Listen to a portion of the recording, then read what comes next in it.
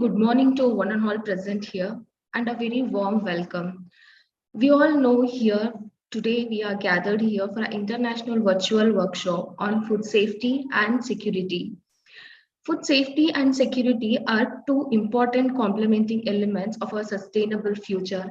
To know more about this food safety and security, Manav Rachna International Institute of Research and Studies, in association with CQFS, AFSTI Delhi chapter have organized this international virtual workshop on food safety and security.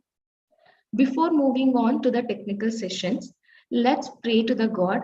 Let's move on to the Saraswati Vandana and light lampening.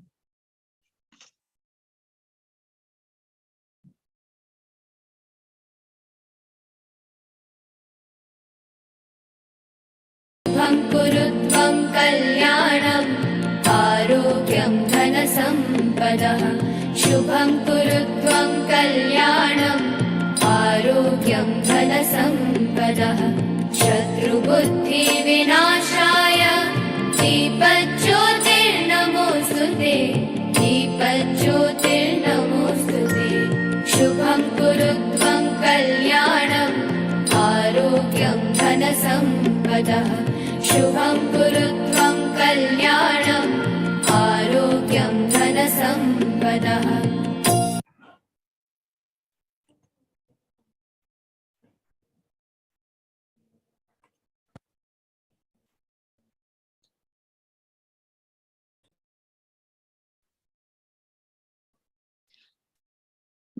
Thank you all. Now, I would like to invite Dr. Rizvi Sir, Dean, FAHS, MRIRS, to give the welcome address to our dignitaries and the participants. Welcome you, sir. Thank you, Dr. Lavanya. Good morning, a warm welcome to all of you for this 3-day international workshop on food safety and security. First of all, I welcome our Honorable Chief Guest, Dr. Chindi Vasudevappa, for being so generous to accept to be the key person for this workshop. I would also like to welcome Honorable VC Sir, Dr. Sanjay Srivastava, who always spares his precious, valuable time with us in supporting us in an event like this. I would further like to welcome Professor Dr. G.L. Khanna Sir, who with Dr. Lakhvinder Kaur has given this opportunity to enrich our thought on food safety and security.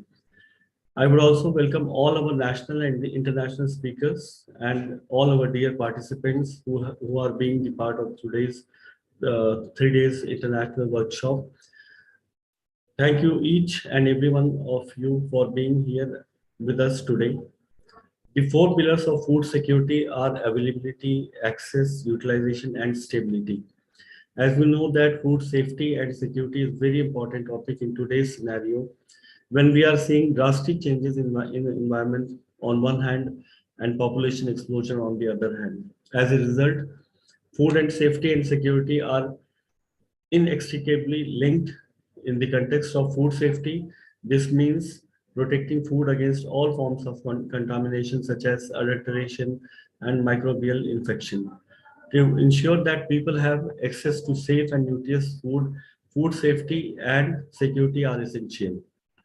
An estimated 600 million or in almost 1 in 10 people in the world fall ill after eating contaminated food, and 4,20,000 die every year, resulting in the loss of 33 million healthy life years. Safe food supplies support national economies, trade and tourism, contribute to food and nutrition security, and underpin sustainable development. Food producers and handlers bear a higher share of the duty for ensuring food security as a result of these problems. Because of the speed and breadth of the product distribution, local problems can swiftly escalate into international crisis. In the last decade, serious foodborne diseases outbreaks have occurred on every continent, often exacerbated by worldwide trade.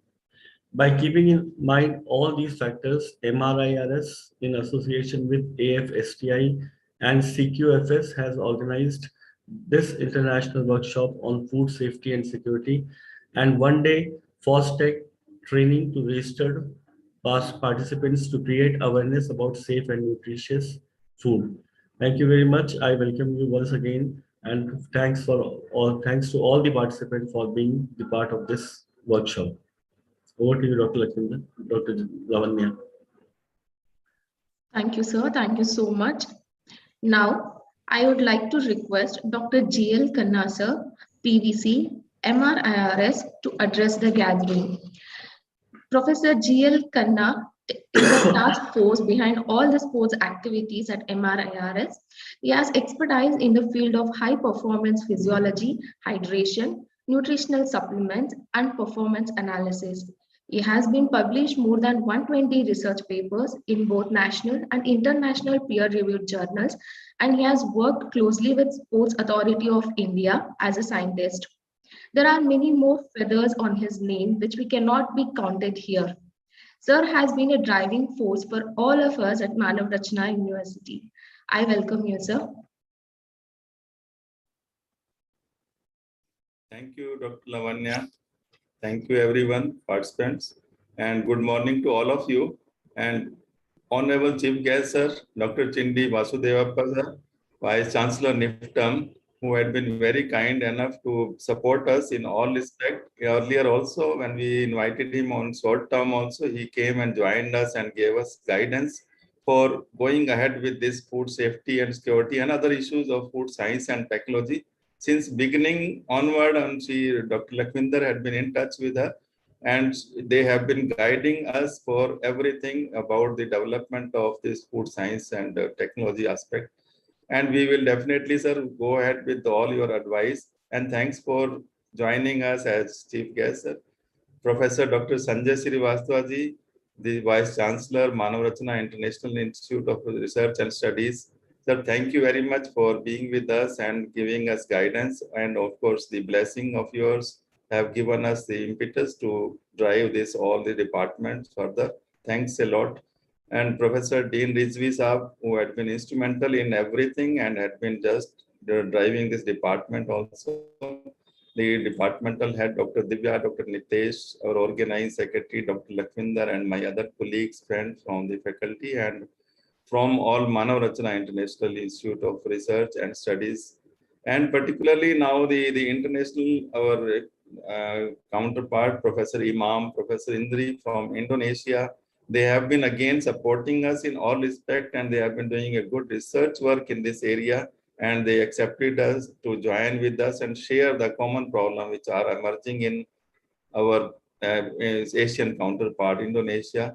The invited speakers, always thanks to you people. Without that, it won't be successful. The dignitaries and the participants, a very warm welcome to 3 days international virtual workshop on food safety and security, which is very, very important topic for the day, and for not only for India, it is globally also. This is now everyone is connected globally, and the food is the most important part of our life. And particularly access to sufficient amount of safe and nutritious food is the key to sustainable life and promote good health. Most important is to maintain now in this kind of environment when we are being, exposed to various kind of problems from the health point of view. We have to see again, food is safe food is available to every safe and sufficient food, I will say, that is available to everyone, and how to ensure that thing. First will about all the issues, and say, but we can also say that challenges.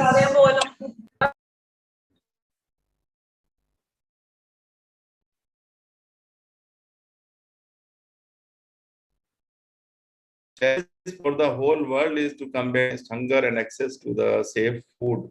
How do we really go about that? Because about the food value chain, when we start from this farm to the kitchen or to the fork side, and when a human is consuming that, how to maintain that safety issues of so that he gets a person gets the food, safe food totally. This is very, very critical for achieving the sustainable development goal of this food. And since particularly we can see this, the population which is in a rising trend is visible to us.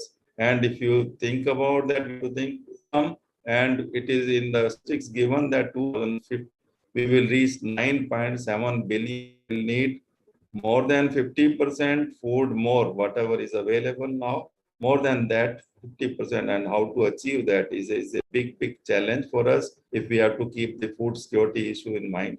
And we have to ensure that people will have access to the safe and nutritious food and healthy food by that time. So for that long term also, possibly we have to think from now onward, and the issues will be taken on this workshop, as well as how to maintain it also.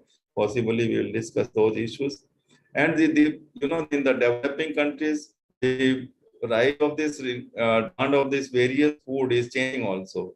Sometimes we see the demand for meat and specialty crops such as fruit, nuts, and vegetable has increased because of the possibly that the income of the people has increased. Even in the underdeveloped countries also, the trend of this intake is changing.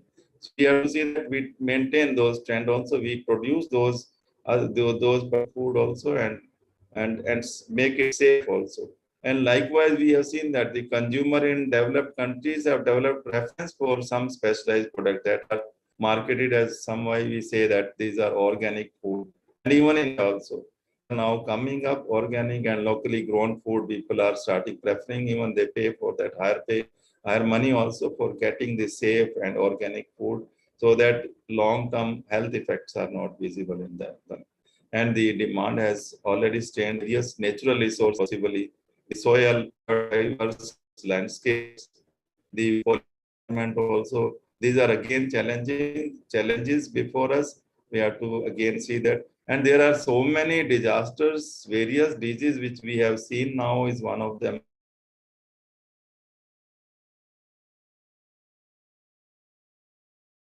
The corona. We really need those disasters. Sometimes it is fire, sometimes flood, sometimes created roots in which pathogens, chemicals, heavy metals, and other pollutants can contaminate our all environment, air, water, and in which we live and grow food also. That is where the challenges are coming. So we have this food safe and secure so that humans are not all know will somehow stronger, how will lead to a lot of health problem. So possibly certain regulations and which people are working at level also. Also, stronger regulations are required, stringent various surveillance is required, and I think FSSAI, NIFTAM, and other bodies of Government of India are playing a very important role, and we will listen from Sir Professor Chandy, Vice Chancellor, about the challenges and how they are dealing with those aspects also. So with all those aspects, we have taken this, Anurachana has taken initiative to organize workshops so that the youngsters can be benefited from the how we can meet the challenges, and particularly our team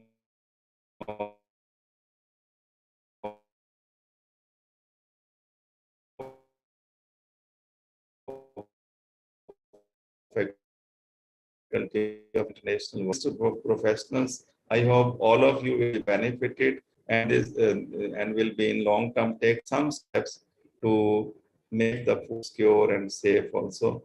Thank you, sir, again once more, and welcome the participants and our dignitaries.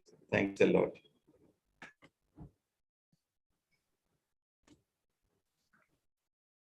Thank you, sir, for pointing the importance of food safety and security. Now, I request our Honorable VC Sir, Dr. Sanjay Srivatsava, VC, MRRS, to address the gathering.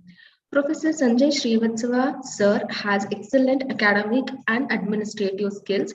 He has a special interest in cross-cultural management, psychometric profiling, leadership, change management, and qualitative research. He is being awarded with a Young Scientist Award in Psychology by Indian Science Congress Association, National Talent Scholarship in Education, and International Honorary Research Fellowship for 5 years up to 2021. Currently, Sir is working as a professor, vice chancellor, MRIRS, and managing director, MREI. With his support and guidance, Manav Rachna has reached another milestone. With this, I would request Sir has to address the gathering. Welcome, Sir.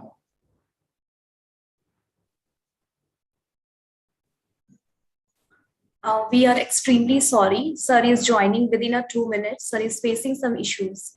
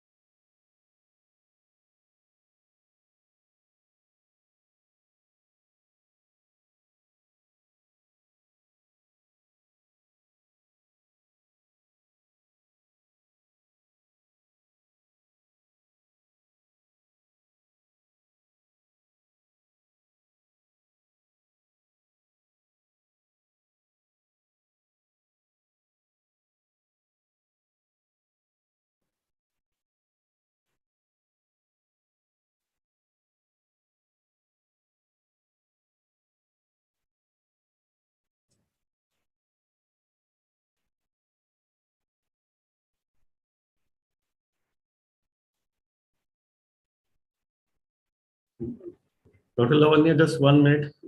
Dr. Srivastava is trying with his mobile now. So he's having some issues with his internet actually. Just Yeah, okay, one sir. minute.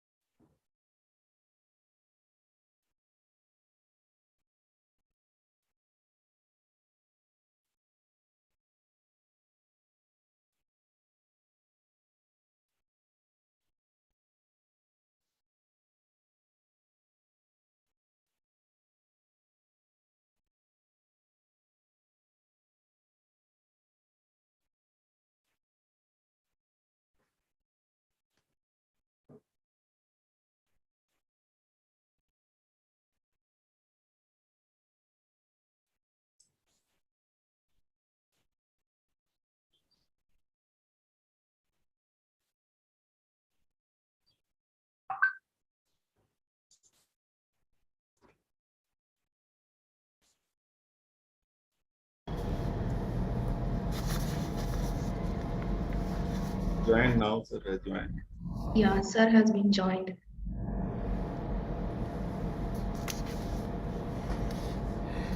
Yes, Dr. Rizvi, I have joined and I was struggling from quite some time, and I take this opportunity to convey my heartfelt gratitude to Dr. Shindi Vasudev Ogappa ji for blessing us, and our Pro Vice Chancellor Professor Dr. Khanna Saab, Dr. Rizvi, the entire team of our FHS. Over to Dr. Rizvi, over to you.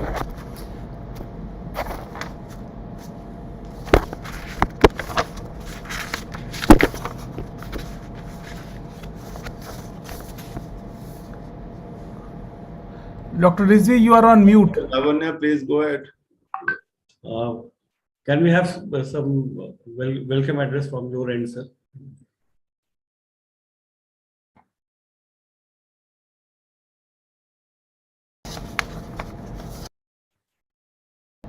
Dr. Rizvi, from my side. Yes, sir. Okay. So this is my proud privilege, as I said to you all, to welcome our honorable chief guest of the program, Dr. Shindi Vasudev Gappaji, for his benign presence amidst us. Mano Rachna Educational Institution, and especially Mano Rachna International Institute of Research and Studies, is indeed fortunate enough to have the blessings of people like Dr. Shindi, and there are many stalwarts who are contributing for the growth of Mano Rachna Educational Institution. Workshops like this, especially, it is the work of Department of Nutrition and Dietetics, the Faculty of Allied Health Sciences under the leadership of Dr. G.L. Khanna, the work of Dr. Rizvi, and I see the work of entire team, Dr. Divya Shangi and Dr. Lakhvinder Kaur. All of them, they are working hand in hand and ensuring that students of the university, students of the department, they get the best exposure. As a matter of fact, food safety and security is one of the bigger concern as a country. If we have to go and take the next step forward in the top league of the countries across the globe, we have to ensure that our food is secure and our food safety has been given proper care. Because if we look at the world across the globe, we find that plenty of people are struggling with their health issues, and one of them is the food contamination.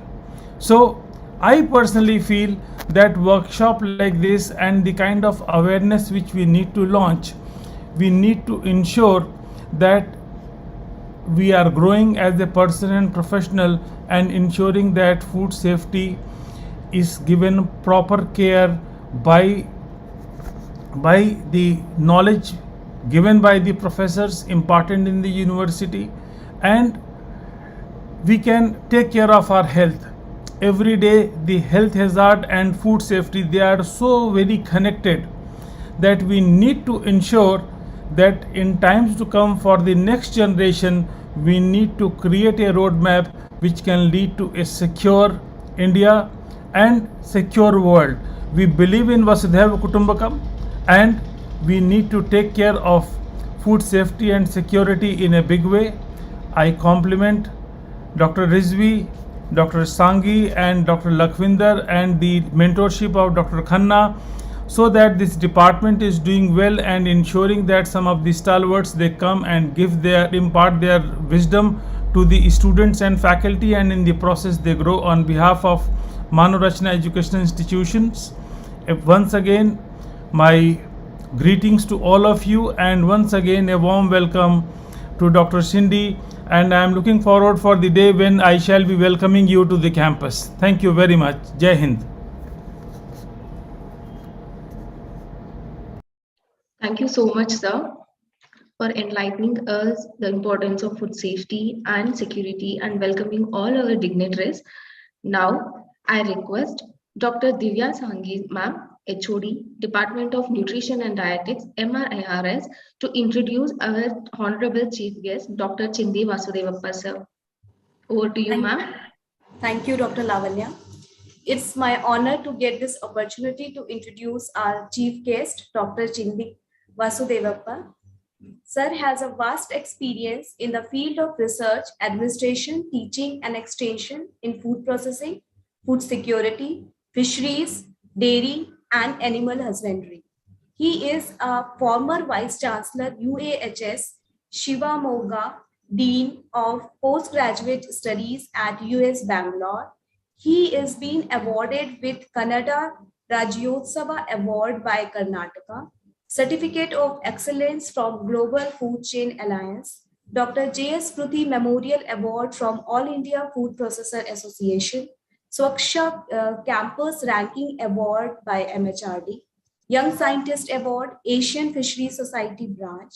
He has authored various national, international, peer-reviewed articles and many books. Currently, Sir is working as a Vice Chancellor, NIFTM, Sonipat, Haryana. Under his guidance, NIFTM has achieved a various milestone and institute received national importance. It's our honor that Sir has joined with us for this workshop. To welcome, Sir. Thank you so much, sir, for sparing your time and joining us. Today, sir is going to talk on future perspective of food safety and security. Welcome, sir. Thank you. Thank you.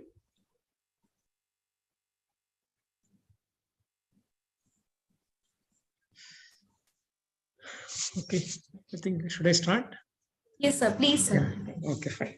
Thank you. And special thanks, especially to the Honorable Vice Chancellor, Dr. Sanjay Srivatsav, who has, of course, I know he, under his busy schedule, he has been able to join us, and nice, because he will be having many other engagements as well.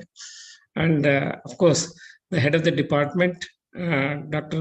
Razvi Saab, and who has been really monitoring and mentoring, and maybe I think the Department of Nutrition and Dietetics, which is, I would say, a very important component of any institution.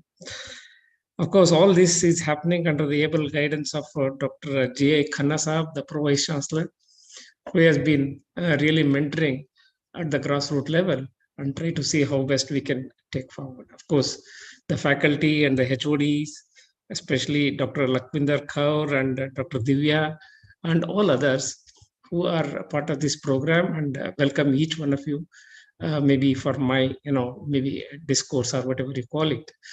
But I would say here again, all the delegates, or I would say students, who are, I would say, very important for the day. Probably the awareness building amongst them is something much more important than we ourselves learning many things. So that's where the institutions are meant, and we are trying to do, I wish, the justice for our existence. That's great. And once again, I welcome each one of you for this very important, I would say, webinar. I know the topic today is food safety and security. Probably I will add food safety, nutrition, and security.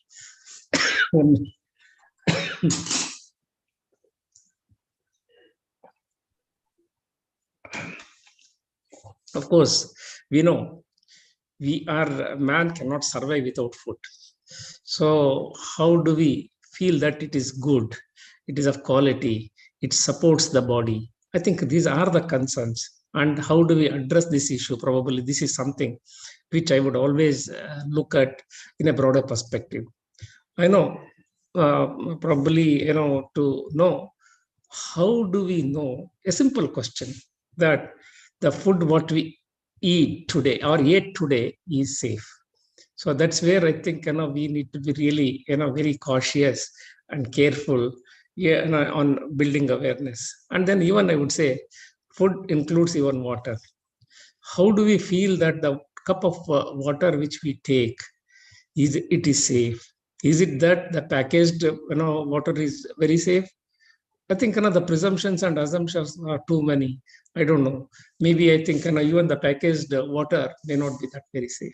That means there are concerns, there are issues which we really need to look at seriously and try to understand food security, food nutrition vis-a-vis, of course, the food safety.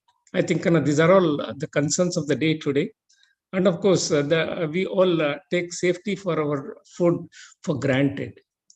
I know we always feel that, say, the Department of Health and Family Welfare, they are doing something great for us in providing a safe food. Even I would say the food managers who are all heading various organizations, processing plants and all that, they have been putting their efforts. But are they doing their job scientifically? That's what is very important. I know this is where I think we need to retrospect ourselves. And I feel it is not a difficult issue, but we need to really understand these things in a much broader perspective. Of course, food safety, the term, if you look at, probably, I think is a part of public health, and it's a public health vocabulary, a word in a public health vocabulary. So then that means we will have we know that we have a pretty good idea about what it means. But really, what we should really understand is food safety, it includes many facets. Could be the preventing of the foodborne illness. That is one area where we have to be very, very, I would say, careful. Identifying and responding to outbreaks. This is again another big area, and protecting crops and animals, especially from contaminations. Could be the heavy metals or pesticides or even the mineral contamination. All these things which can create a lot of problems for us. And of course, preventing contamination and adulteration during processing and distribution, regulating and inspecting food establishments. This is another big area. That's what I would say the FSSA is seriously involved into it. And probably enforcing food codes is something which is becoming important today. And educating about food handling in hygiene. That is another big thing.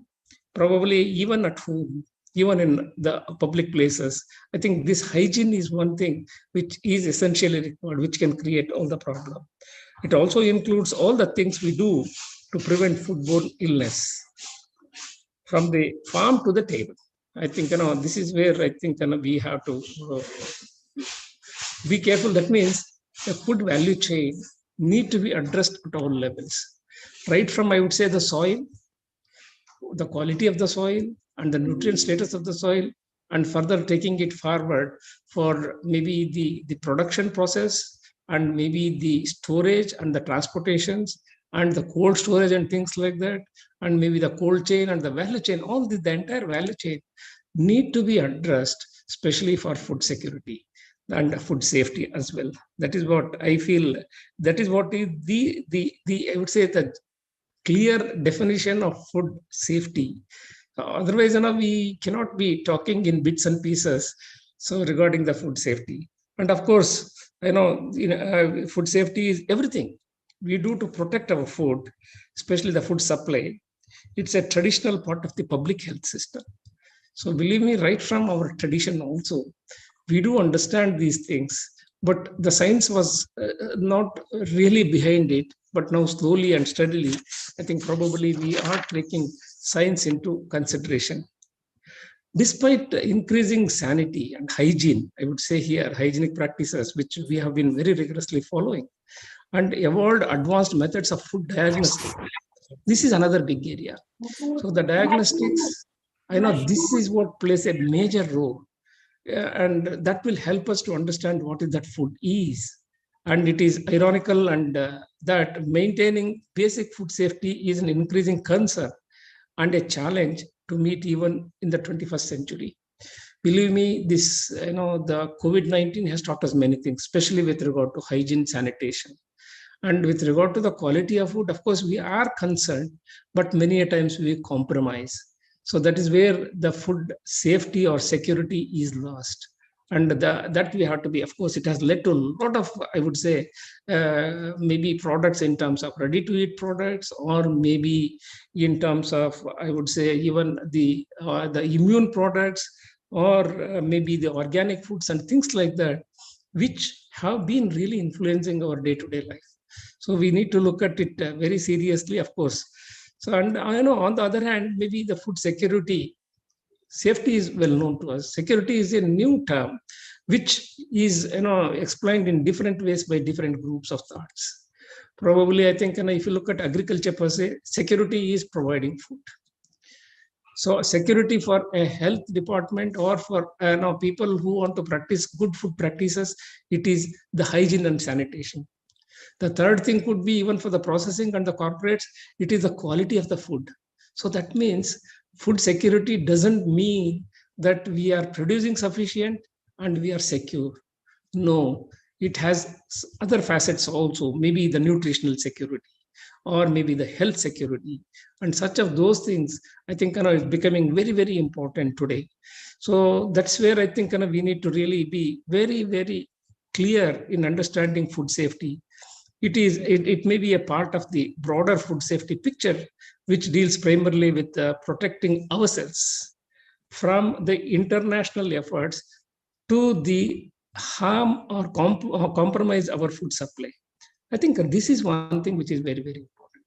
So we need to be very clear on what is that safety, what is that security, and what is the nutrition.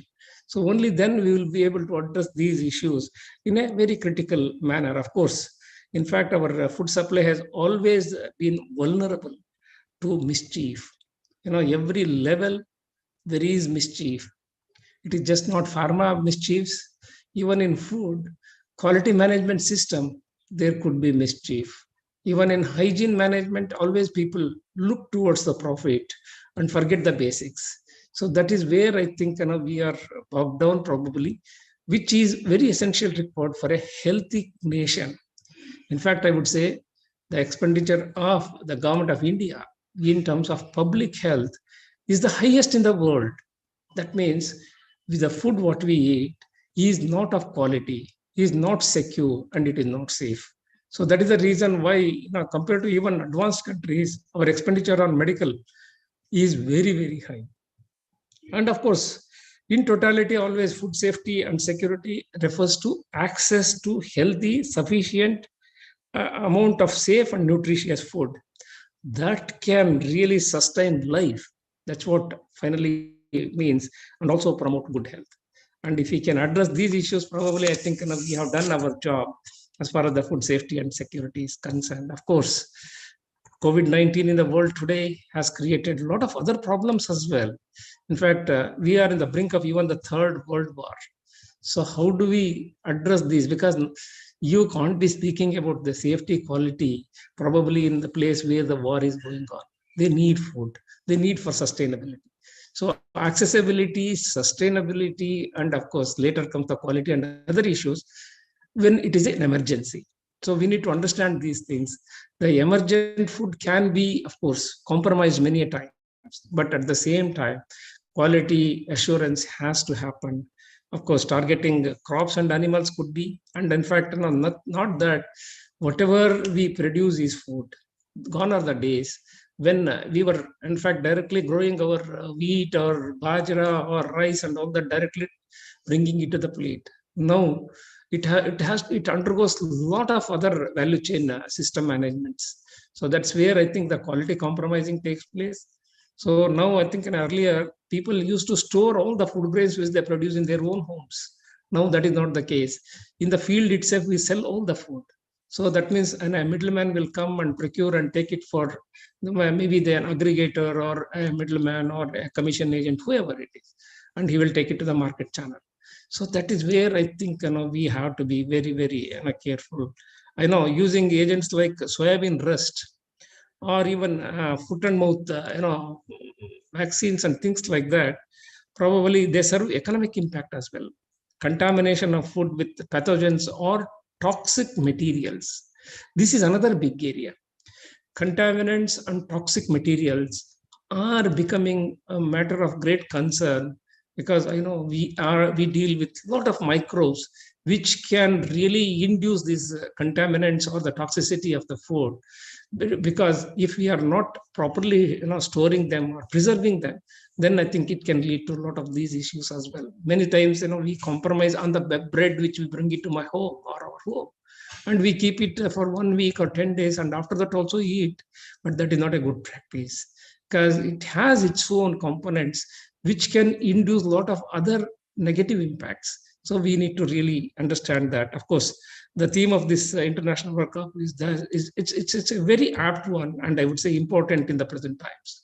So we need to be really, and of course, food safety, nutrition, food security are inextricably linked. That's what I said in the beginning itself. These are all inextricably linked to each other. Unsafe food creates a vicious cycle of diseases and malnutrition. Today, I think malnutrition has become rampant, even in countries where a lot of food is produced, because we are not bothering much about the balance of nutrients that are supposed to be present in the food. Could be the proteins or could be the carbohydrates. Usually, we are suffering from protein security. Nowadays, even I would say the mineral and vitamin things, which are also becoming very, very important for effective utilization of the food. And that is the reason why probably the Honorable Prime Minister of India, he has announced that by 2024, we should be giving the fortified food, fortified rice, or fortified wheat flour to the public, maybe through a public distribution system. So that's where I think it is really gaining, I would say, very, very great importance. And this can affect, it doesn't choose anybody. Could be the infants, could be the adolescents, could be especially the girls, could be the pregnant woman, or even the senior people, and all of them get affected. I know that is the reason now we have come up with concepts of personalized foods or specialized foods, and even the sick people. We always know probably I think the dietetics is one thing where the dietitians are really you have to be very careful in understanding the food requirement of a patient and target the nutrient that is essentially required for them to take care of the health. I think that is one which I would say is very, very important. Of course, they impede always the food-borne diseases, always impede the socio-economic development by straining healthcare system. I think especially that's where I think we need to be really careful, and harming national economies, tourism and trade. I know. So why we are number one in the milk production in the entire country, or number two, but we are not able to export milk to the other countries. It's because of the hygiene and quality standards which the international organizations prescribe. We are not meeting that requirement. Plus, of course, it starts right from milking itself, where a farm man or a woman, they will be milking in, I would say, most unhygienic conditions. So that is where I think people are very cautious about it, and they don't want to take milk products from India. And of course, that apart, I think food supply chain now cross multiple national borders also, not only national and international, and even many other things through trade and tourism. Because probably as an international institution, many guests come, they don't even wish to drink our water. Maybe they suspect and they bring in their water, or they'll bring in some medicine which can be put into that, and then they start using it. So that is where probably even the food. Of course, internationally our food is very good because we cook for a long time, and probably that is the reason we wish we are safe, and we destroy all the foodborne pathogens and microbes and all that, which otherwise can create a problem. That's the reason why in India, eating raw food is still not really considered as very popular, for the simple reason we don't care for our soil. We don't care for our agronomic practices. We don't care for the pesticides which we use. I think the insecticides and all that. That is the reason doctors many a time advise raw food, you boil it and eat, or steam it and eat. That is the reason we should really be very cautious about it, of course. So, and of course, that apart, I think, we are very cautious about good collaboration between governments, maybe between producers and consumers. I think these are all the links we need to really establish, which is essential to ensure food safety, nutritional security, and of course, underpin sustainable development. Probably all of us know the sustainable development goals. They clearly indicate regarding the food, especially the malnutrition, the quality of food, and food for women, especially the anemia. So these are all of the issues which are of, I would say, great importance and significance for all of us to really understand.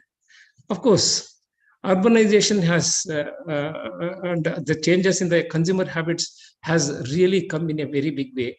That's a good thing for the industry.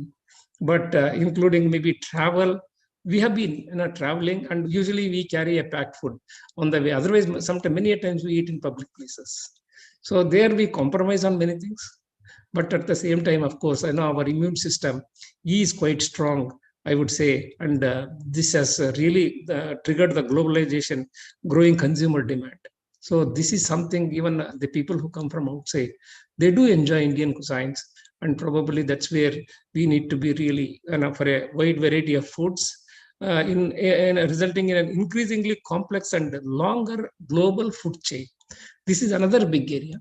the global food chain has really assumed great importance today, because we want to, what we produce in excess or what is that is required, we wish to export. We don't want to waste, because I know waste generation in food has been a very high issue, in the sense we always claim 30 to 40% of the food produced is lost. So that means, how do we address these issues? Proper processing, value addition, and maybe I think even the primary processing at the farmer level itself, or the farm level itself, is something which is very, very important. So the world population is also growing. I would say that, in fact, India is a country which is looked for the food, and the intensification and industrialization of agriculture and animal practices, husbandry practices, are also taking a big shape.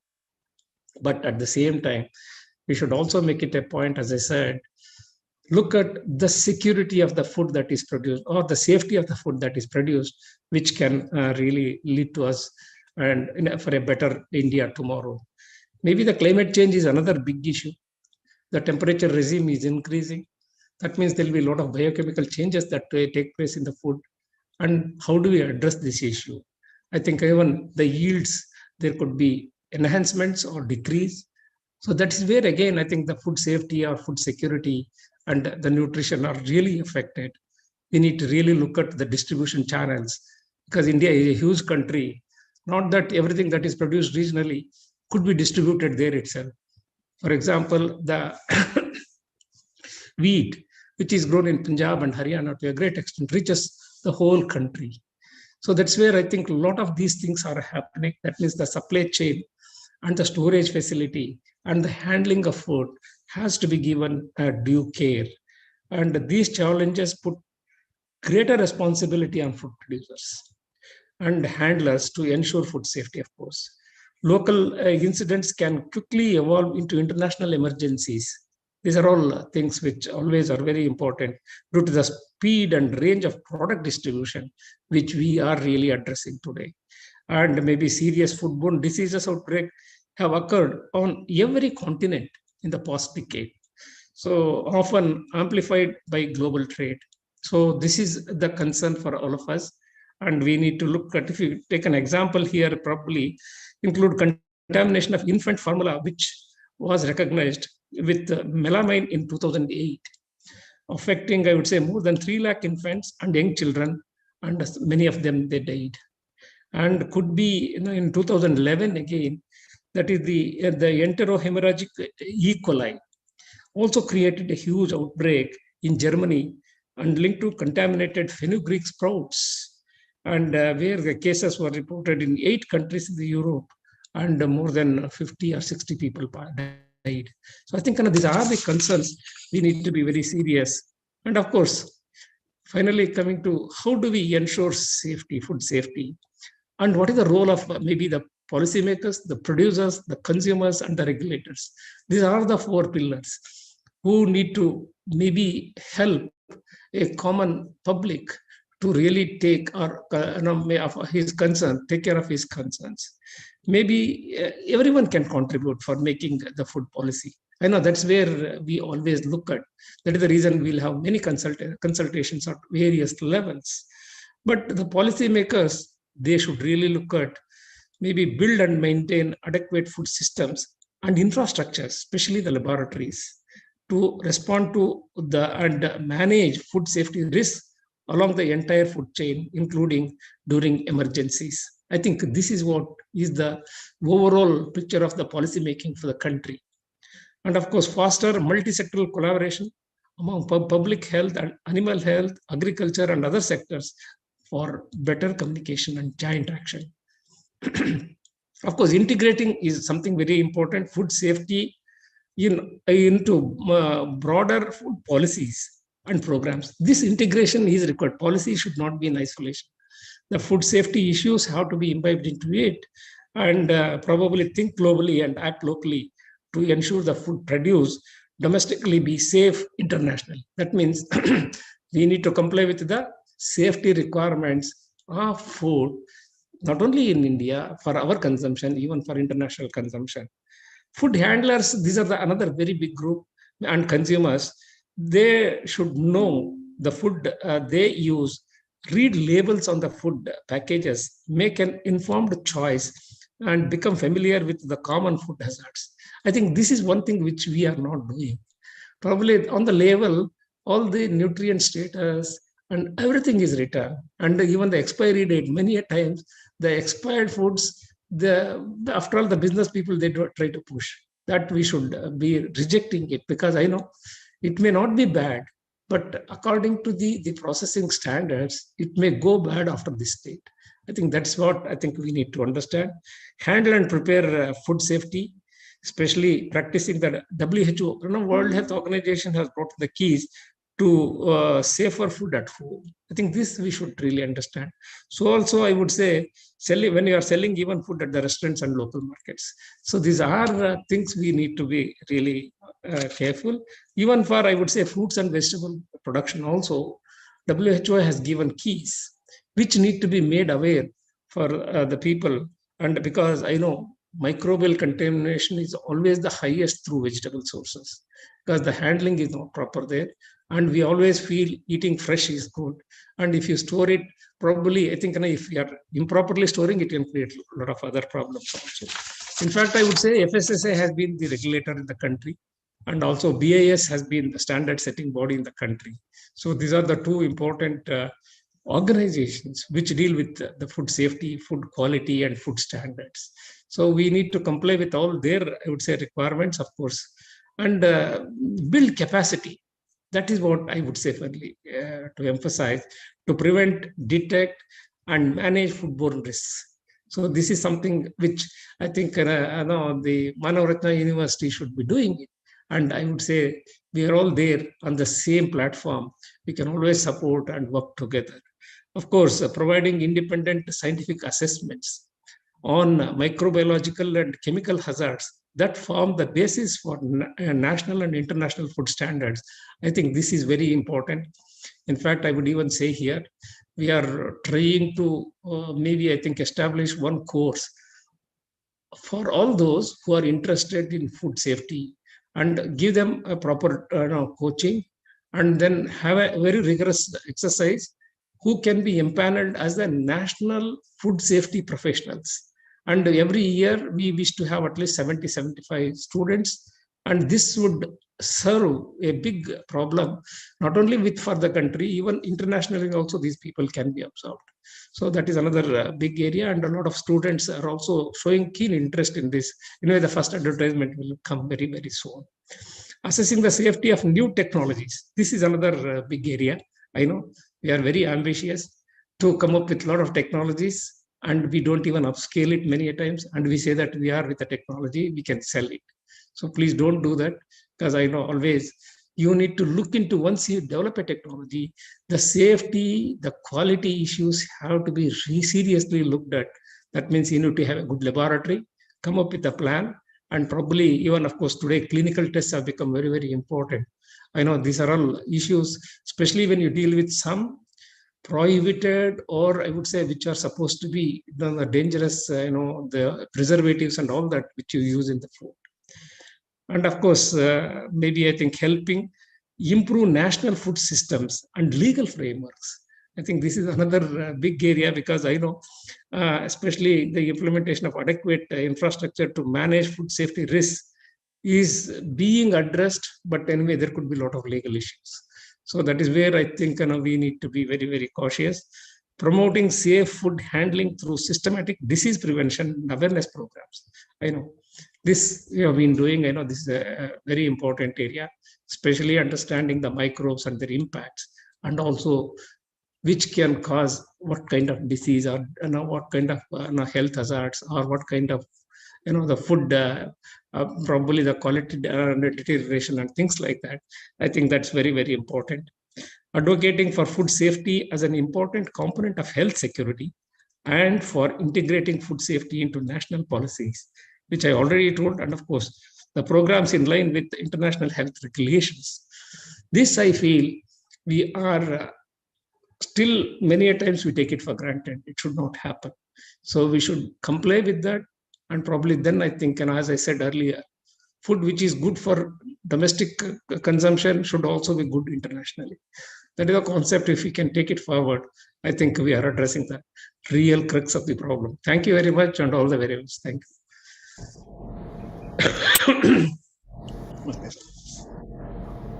Thank you very much, Dr. Vasudevappa. Before Divyaji, you speak,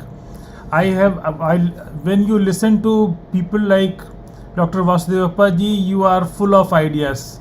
So I have taken my own notes, and I request you and Lakhvinder ji, under the leadership of Dr. Rizvi and Dr. Khanna, and I could see many students and team members are also sitting there, whom I can see on my screen. So I want to identify, in the context of food safety and security, what Dr. Vasudevappa ji has just said. Identify what are the critical capabilities in the new yuga beyond the obvious. And I would say prepare a roadmap, especially what learning we have, how we are evolving as a country, how we can create a roadmap especially for the awakening purposes, and how we are going to disseminate it. Okay? Yes. And because conferences like this, when you get people of his stature, and I could see some of the top minds are coming in this program, then prepare a roadmap. What are these critical capabilities, and how these critical capabilities will help the individuals as well as the organizations who fall in this area, and how to cultivate these capabilities, because contamination is one of the big poison about which we need to conscious. And we also need to see while listening to sir, that what learning we have drawn from our ancient wisdom, that has a lot to offer. So ensure that how we are going to disseminate this to the leaders of tomorrow who are going to lead this industry. So we are carrying the bigger responsibility, bigger mandate, and in next 45 days or so, I want a complete paper from your side based on this and the points which I have given to you from my side, so that we can help the students of tomorrow, leaders of tomorrow, so that they can walk on a very smooth road. Thank you very much, Dr. Vasudevappa ji, for your valued input and adding invaluable value in each one of us. Dr. Khanna, thank you very much. And Dr. Rizvi and Divya ji and Lakhvinder ji, I take permission because now a team is heading from Indian Navy, Government of India, so I have to be with them. So sir, I take permission. Thank you, sir. No. Good. Thank you. Thank you.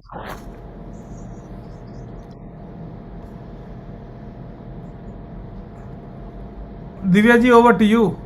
Thank you, sir. Sir has beautifully summarized the talk of our chief guest, Dr. Chindi. Formally, I want to thank everyone. On behalf of Manav Rachna Education Institution, I would like to extend my gratitude to our chief guest, Dr. Chindi Vasudevappa, for enlightening us with his thought. Thank you, sir, for sharing your valuable views in regards to food safety and nutritional security. Sir has stressed many factors which needs to be taken care for getting a good quality food, like food contamination, water contamination, that is a major concern, quality of food, food handling and hygiene, food chain, supply and food distribution, and many more. Thank you so much, sir, for sparing your valuable time and joining us. I would like to give my special thanks to Dr. Sanjay Srivastava, sir, Honorable Vice Chancellor, Manav Rachna International Institute of Research and Studies, for your word of wisdom and support for organizing international events, which help in providing a platform to all the professionals in field of food safety to share their knowledge and recent information with the educator and practitioner. I would like to thank our Pro-Vice Chancellor, Dr. G.L. Khanna, sir, for providing his vision and guidance for organizing an international workshop on food safety and security.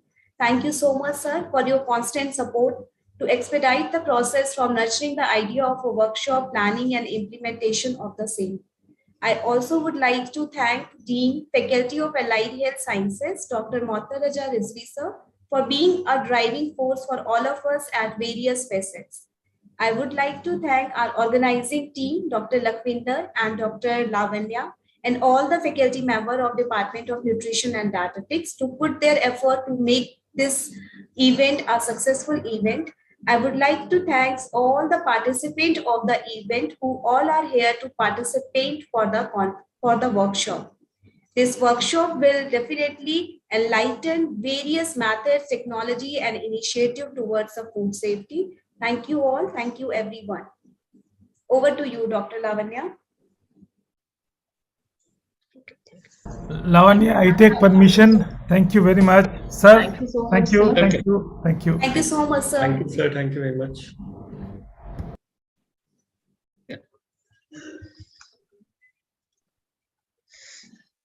Okay, I'll also leave the meeting, and thank every one of you for the opportunity, and wish you all the very best. Thank you. Thank you, you, sir. sir. Thank you so much.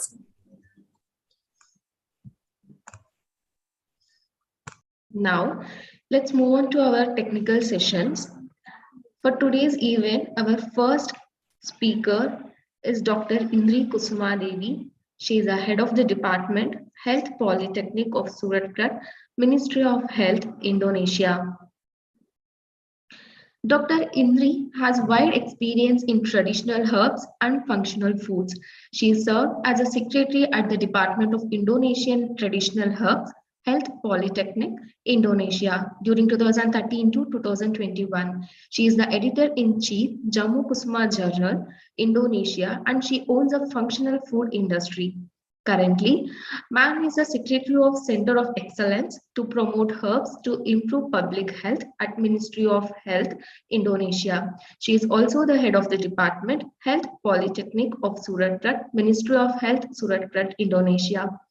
Today, she is going to deliver a talk on safety of functional foods in Indonesia. I welcome you, ma'am. Okay, thank you. I will share screen.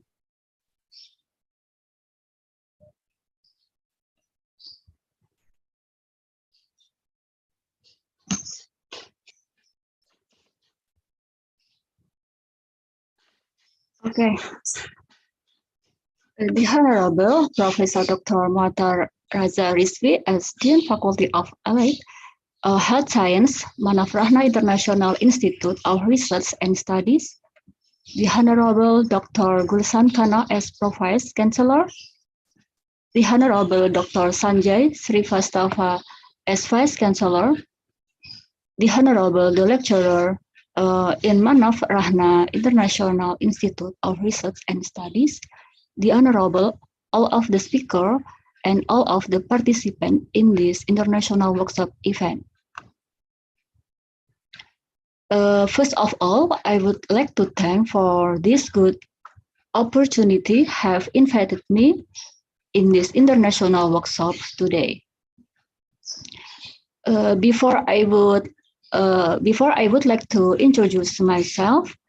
I am a lecturer in Jamu, or Indonesian Traditional Herbal, in Health Polytechnic of Surakarta, Health of Ministry, Indonesia.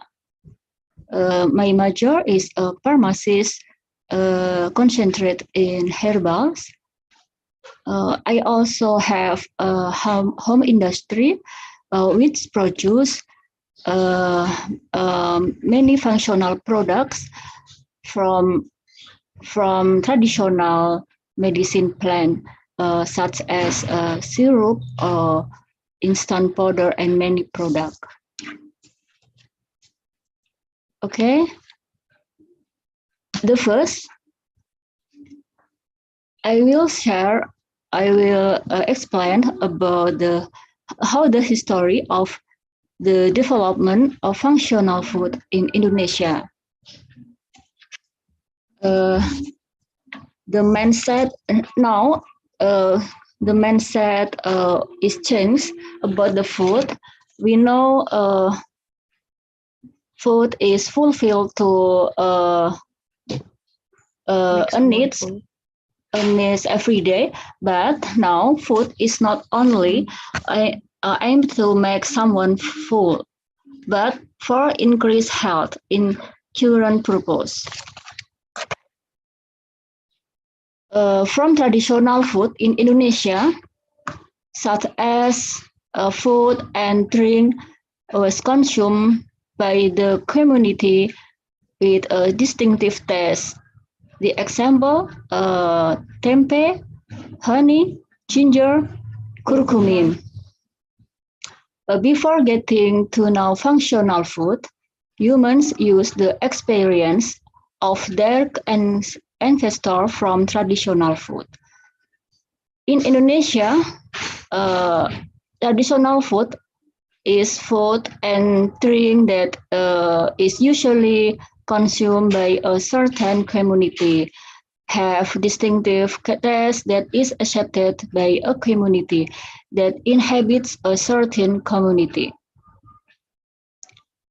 Indonesia people strongly believe in efficacy of this traditional food. But now, traditional food in Indonesia was changed, formulated to herbal drinks we call jamu.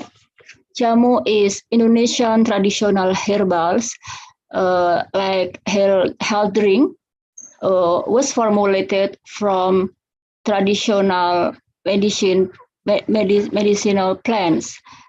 So jamu concoction of herbal plants has very popular properties, especially on the island of Java. Jamu is brand from Indonesia. The existence of science and technology, especially in the field of food and the technology of pharmacy, now food changes as a functional food, because functional food have many bioactive compounds. So from bioactive compounds have been claimed make our body benefit, fitness and fresh every day.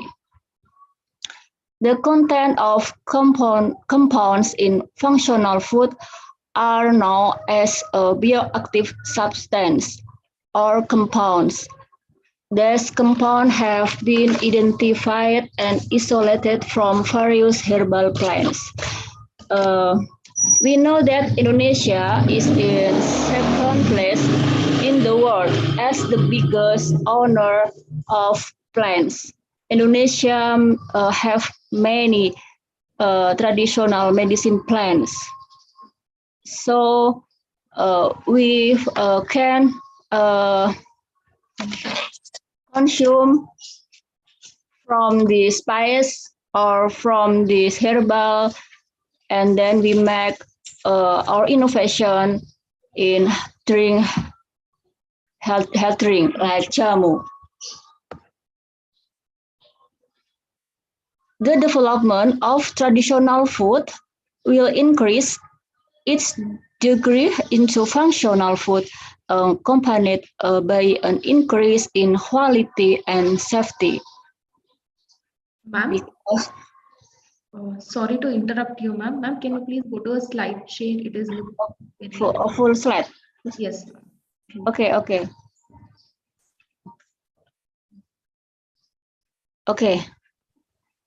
Thank you, ma'am. Okay, you're welcome. Various efforts can be made to improve the quality, safety, and prestige of traditional food into functional food. So we must concern how to make traditional food become functional food. The first, we must choose a good raw material. In Indonesia, have many traditional foods, so we must selective from from raw material because influence the final products. The second, using good food additive. Third, carrying out more hygienic food handling. And the last, serving or displaying food become more attractive to consumer, like add by the color or maybe the taste. So interest for all the consumer or community in of the people in Indonesia. Now, what is the definition of functional food? In Indonesia, have National Agency of Drug and Food Control or BPOM, Badan Pengawas Obat dan Makanan. We call it BPOM in Indonesia, or National Agency of Drug and Food Control. According to the National Agency of Drug and Food Control, definition functional food is food which naturally or has been processed, contains one or more compounds, maybe can be typed from traditional plants based on scientific studies, which are considered to have certain physiological function. Functional foods have many benefits to health, especially, and are consumed as food and beverage. Also have characteristic color, smell, aroma, flavor, taste, appearance, texture, and structure that are acceptable to consumers. Functional food must not provide contraindication and side effects or dangers in the amount of use that is recommended for the metabolism of other nutrients.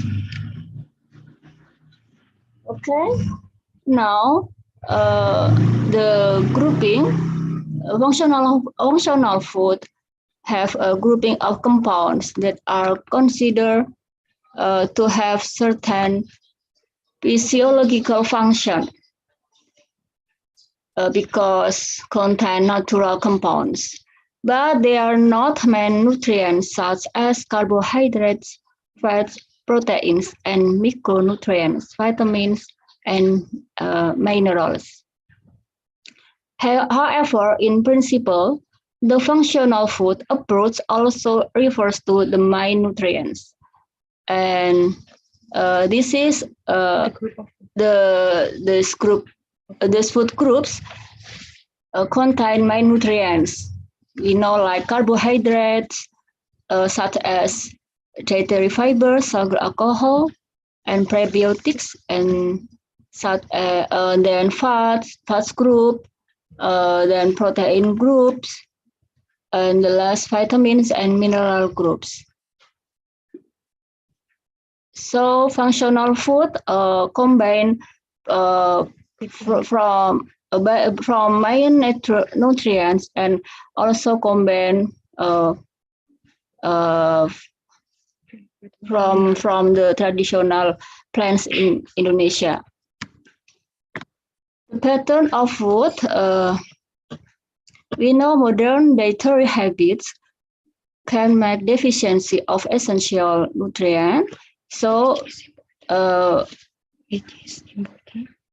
We must important for health can increase immune system. So functional food have important role as a immune system to increase immune system. This graphic explains how food become to drugs. We know food contain many nutrients, and the natural food make our have benefit to fitness, and then functional food can and have a benefit to decrease of risk. In herbals is include of drugs, the function as a preventive and curative. This graphic similar with the first slide. You know that from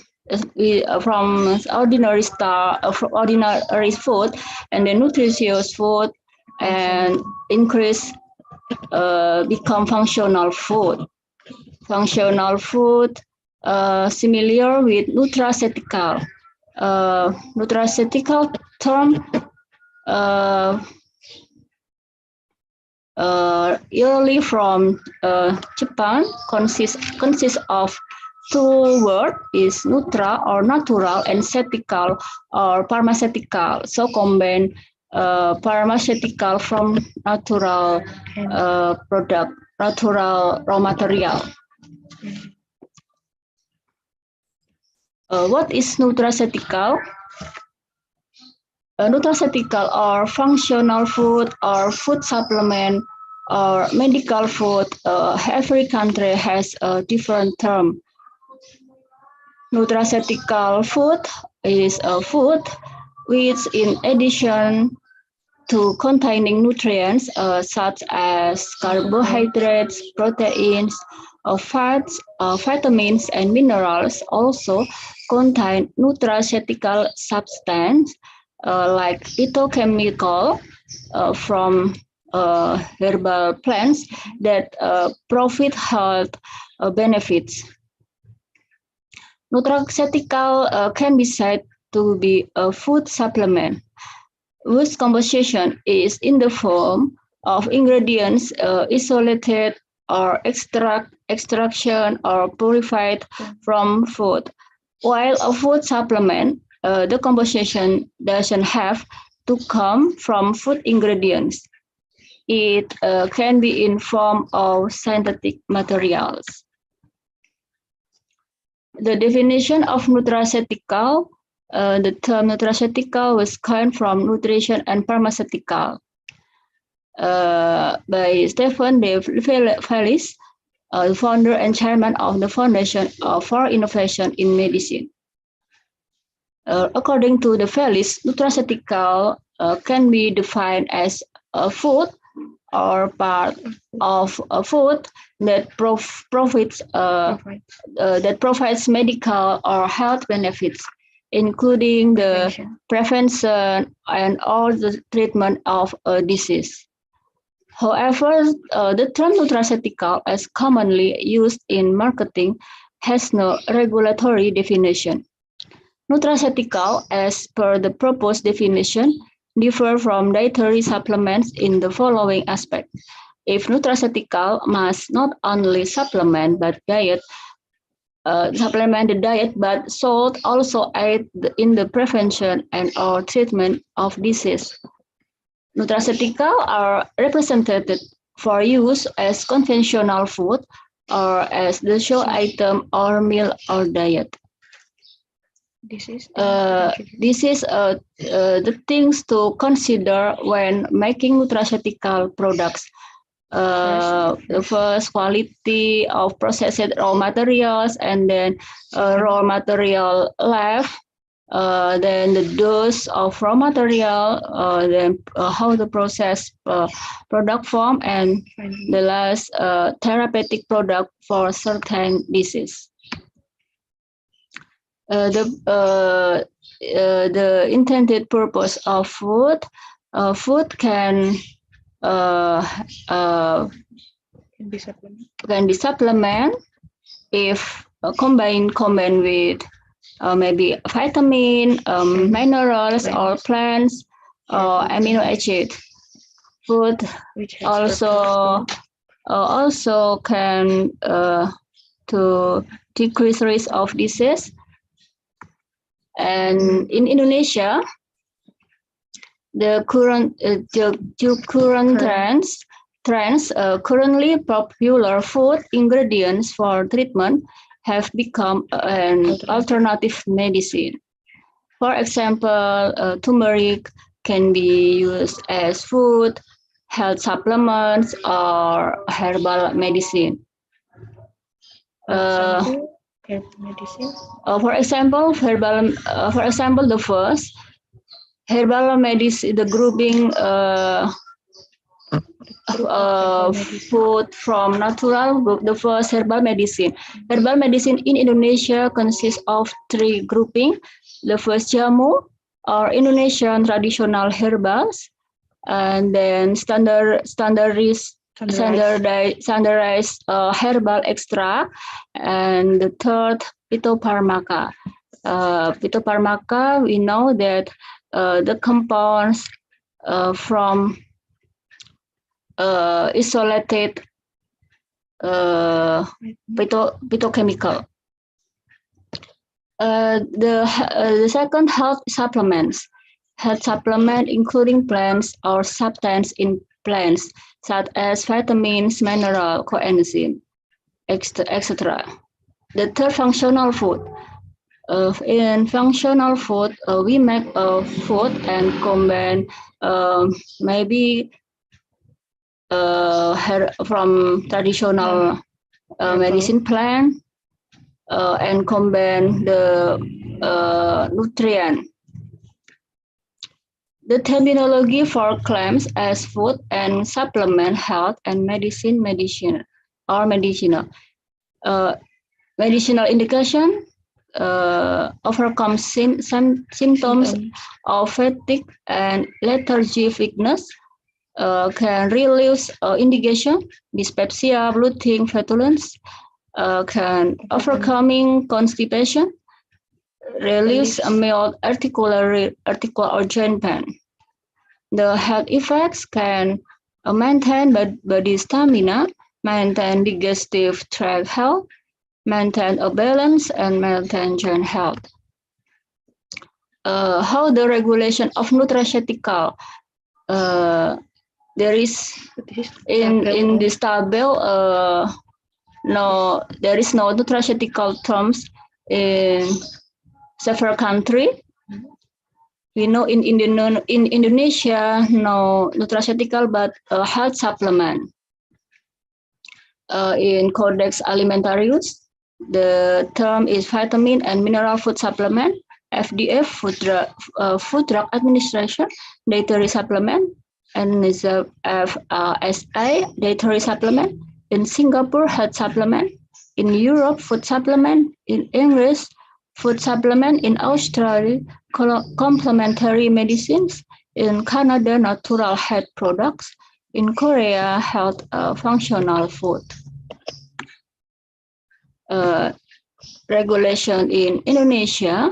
The first, we know we have many herbal medicine. That consists of jamu, extract, Phytopharmaca. And then the next level is health supplement, consists of vitamins, minerals, amino acids, and other non-plant ingredients that be combined with plants. And the next level of functional food. Functional food provide health benefit beyond its nutritional benefits. If any claim related to health, if can be as a preventive or curative, so must any evidence base. So in Indonesia, there is no nutraceutical term. Definition of health supplement. In ASEAN, health supplement it means any product that is used to supplement a diet and to maintain, enhance, and improve the healthy function of human body and contains one or more or combination of the following. The first, vitamin, minerals, amino acid, fatty acids, enzyme, prebiotic, and other bioactive substance. The second, substance derived from natural source, including animal minerals and botanical materials in the forms of extract, isolates, concentrates, metabolites. The third, synthetic sources of ingredients have been mentioned in point A and B. It is presented in dosage forms to be administered in small unit dose, such as a capsule, tablet, pills, powder, liquid, or many dosage form pharmaceutical, and it shall not include any sterile preparation. If in Indonesia, according to PPOM, or National Agency Food and Drug Control, health supplements are products intended to complete nutritional needs, maintain, enhance, and or improve health function, have nutritional value, and or physiological effect. Health supplement also contain one or more ingredient in the form like vitamin, minerals, amino acids, and or other not plant ingredients, and we can combine with plants like the Indonesian traditional plant like ginger or curcumin or moringa, etc. This is the regulation in Indonesia. Let's take a look at many regulation to control about the health supplement or traditional medicine, for special needs or vitamin, and then how the registration requirements. Okay, we will share about the safety of functional food. To reach safety of functional food, so the requirement is the first, safety of materials or products. The second, the results of microbial contamination. So we must analyze the content of microbial in the final product of food functional. The third, the result of test heavy metal like Hg, Pb, CDR, AS. The fourth, the result from this mode number or total plate number, and the last, prohibited material test. About the product information, so we require indication or claim the rules of use, packing, size, composition, and expiry date. About the quality, to if we know the quality of functional food, so the require is the first qualitative test to identify the product, and the second, a quantitative test, how the moisture content, disintegration, time destroyed, etc. The third, we must know how production process to fulfill the standard. The fourth, how we choose the raw material. We can it can be analysis. And can get certificate. Get the certificate. The fifth, we must know finished product by analysis certificate In the raw material. in the raw material, and then we must test or evaluation stability of product to know the shelf life of product. And seven, we must know the specification of finished products. And the last, we must know the formula consists of active ingredients and additives.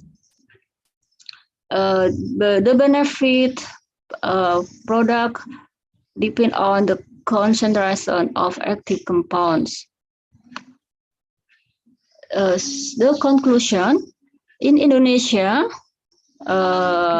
in BPOM or National Agency Food and Drugs Control, there is no term or there is no terminology nutraceutical instead of health supplements. The same applies in ASEAN as health supplements. Health supplement, according to the definition, contain one or more ingredients in the form of vitamins, minerals, amino acids, and all other non-plant ingredients that can be combined with plants, have nutritional value, and or physiological effect for the purpose of supplementing nutritional needs, maintaining, enhancing, and or improving health or improve health function. The regulation related to health supplements include requirements for safety, quality, and benefits in accordance with applicable regulation and in line with the result of the harmonization of ASEAN in the field of health supplement. And I will share about the innovation functional food in Indonesia from herbals. The first is spirulina. The content of spirulina is flavonoids. The benefit can decrease the blood Pressure. the blood, in the blood. and then the Increase. linolena to increase immune system, spirulina as antivirus, beta carotene, vitamin A, selenium, polyphenol can have a role as antimicrobial or antioxidant. The spirulina, we know that the benefit can to solving about malnutrition or stunting. Stunting is deficient of nutrient or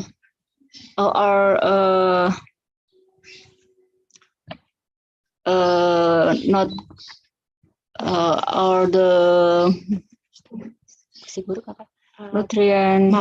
malnutrient.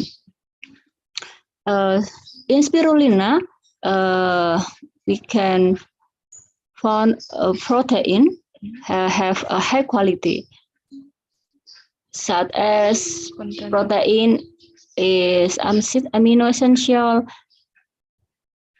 histidine, isoleucine, leucine, lysine, methionine, phenylalanine, threonine, tryptophan, and valine. The sources protein in several microalgae or the food. The sources protein can from bacteria, mushroom, eggs, the beef or the other plants. This is the sample of functional food from spirulina, like crispy crackers, cookies, and the other product. And then the sample is sweet potato. In Indonesia, we call it ubi jalar. The benefits that sweet potatoes are beneficial for the diet of diabetics because sweet potatoes have low glycemic index. Glycemic index in sweet potatoes depend on how we are cooked. Sweet potato that have a low glycemic index value are those that are processed by boiling, roasting, and using the microwave in the oven. Sweet potato have antioxidant activity. We know from the parameter inhibitor concentration 50 have high activity. Content of The table explain about the content of bioactive compounds from several sweet potato. Sweet potato have many bioactive compounds like anthocyanin, phenol, total phenol, and antioxidant compounds. The final product or the sample of functional food from sweet potato we can find in flour, crisps, and the other grilling food and the others products. This is a sample of functional food from sweet potato. It's very interesting because have interesting color. This color is from the phytochemical compound. The name is anthocyanin. Anthocyanin is a natural pigment, have a purple color. The next sample is moringa. In Indonesia, name we call kelor. The benefit of moringa kelor. The first moringa kelor have been linked to healing stomach ulcers. Have been investigated the effect of 50% ethyl extract of moringa leaves on gastric ulcer induced by aspirin. The results show that moringa leaf extract had anti-ulcerogenic activity. Anti-ulcerogenic agents are agents that have healing effects on ulcers. Moringa leaves extract was also found to reduce acid pepsin secretion and also exhibit preventive properties against gastric ulcers. The next benefit of moringa leaves from the previous studies have indicated that the consumption of moringa can increase the immune response. And then the study from moringa leaves have been reported to exhibit antioxidant activity because they contain high polyphenol compounds. The last, moringa leaves significantly reduce blood glucose concentration of glycerides and carbohydrates, a model of type 2 diabetes. This table explains about the bioactive compounds was found in moringa or kelor in Indonesia and the potential benefit. We know moringa is a miracle of trees. so many nutrients, many compounds in this leaves, such as pterigospermine, have a role as antibacterial fungicida, alkaloid morins as anti-asthma, and mustard oil glycosides, beta-sitosterol, polyphenol, quercetin, camphorol, niacinamide, and 4-or-methyl thiocarbamate niacin A or B niacimicin. This is a compound in a bioactive compound in moringa leaves. The example of functional food from moringa, we can find sample like sauces from first and combined by Keller, and then the tea, and then noodle and beverage or juice Keller or ice cream Keller, or ice cream moringa, or many cookies. In Indonesia, we have innovation make food combined from Keller. The last sample is black rice or beras hitam in Indonesia. The benefit of black rice as antioxidant, because black rice have pigment, natural pigment is anthocyanins. So the color of rice came from the anthocyanin. Many research results show that black rice has the ability to reduce free radicals. And then black rice can decrease of blood glucose levels because anthocyanin compounds, and then can inhibit K enzyme directly related to postprandial glucose levels, namely glucosidase and amylase. The example of functional food from black rice we can find in herbal drink, formula, or combine with black rice. Okay, I think this is enough for my presentation. presentation. Thank you. Sorry if my English is not very good. Thank you.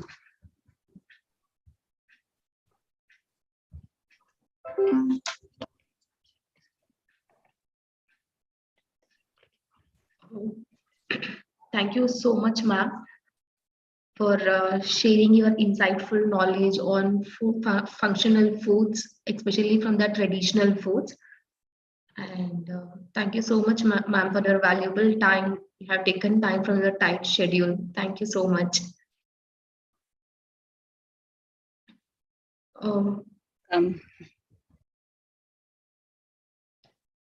Okay, let's now, our second session will start from 12 o'clock onwards, as ma'am will be joining us. Till then, let's take a break, and please everybody join back at the same platform at 12 p.m. Thank you all.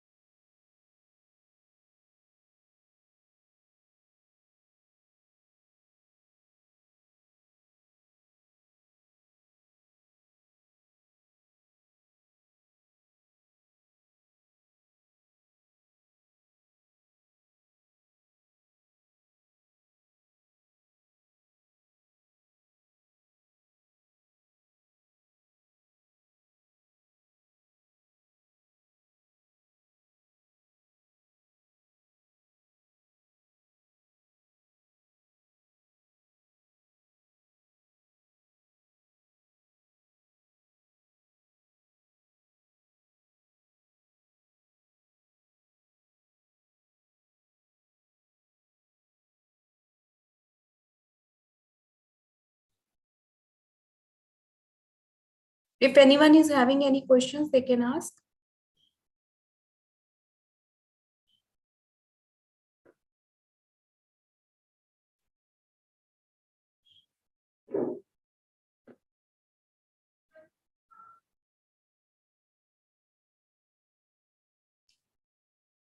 Thank you.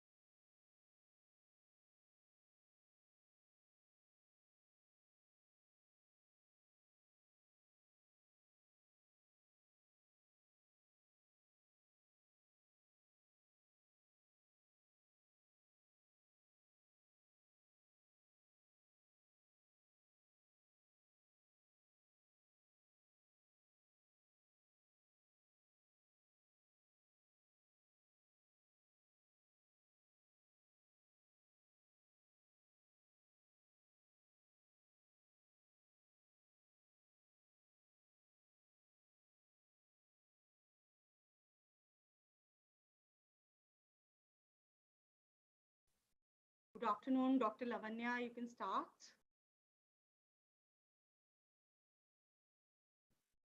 Am I audible? Yeah, ma'am, you're audible. Okay. Thank you. Thank you so much. Yeah, ma'am.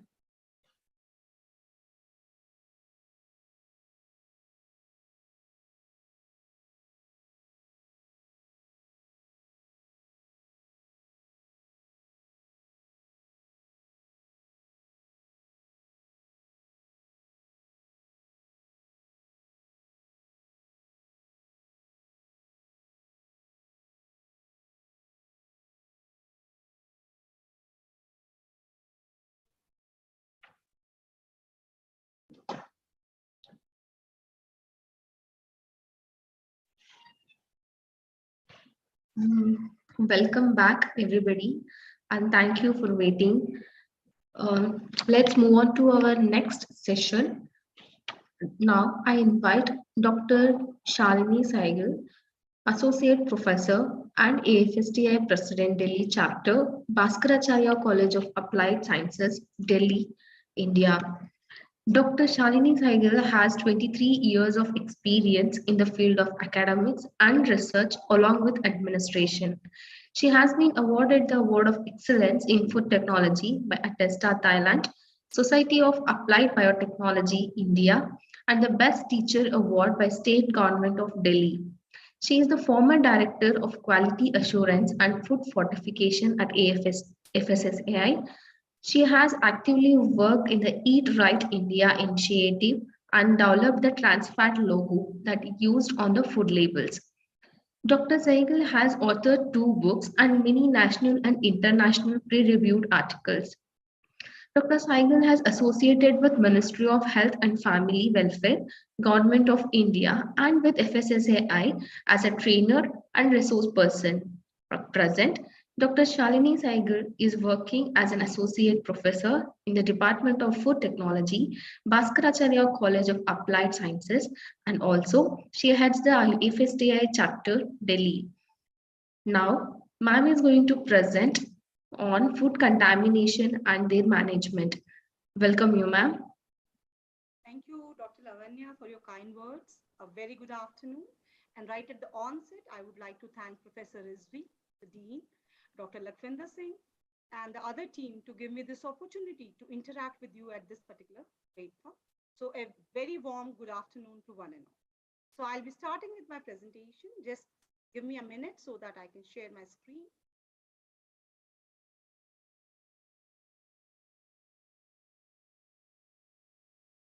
Is the screen visible?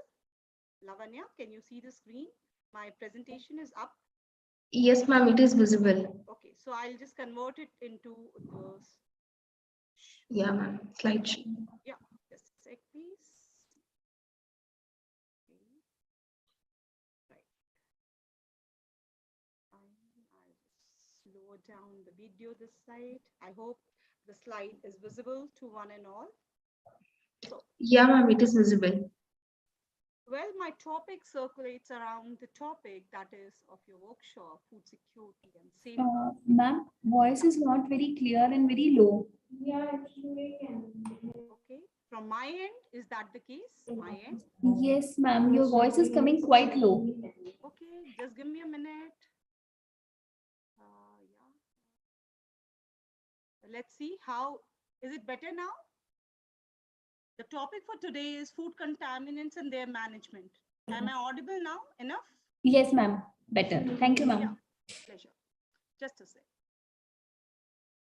So I'll be discussing food contaminants and their management today. When you look at... Sister, the audio is still not clear. It's very coming from very far. Oh, okay, let me... I think I selected. Just give me a minute so that I can just look into this. I should have, checked earlier with you on this.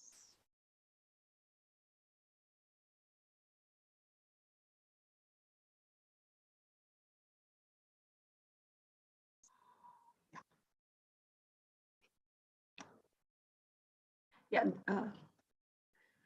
This is the maximum I can do. Am I audible now to one and all? Yes, Yes, ma'am. ma'am. Now it's very clear. Yeah, this is maximum at my end. I think this is the most I can do. Yes, ma'am. Right. This is Okay. So we are going to talk about the topic food contaminants and their management. And when you look at the contaminants and just a sec.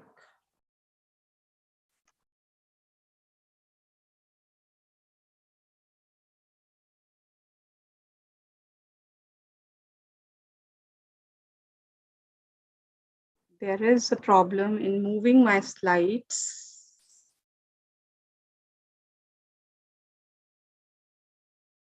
Yeah.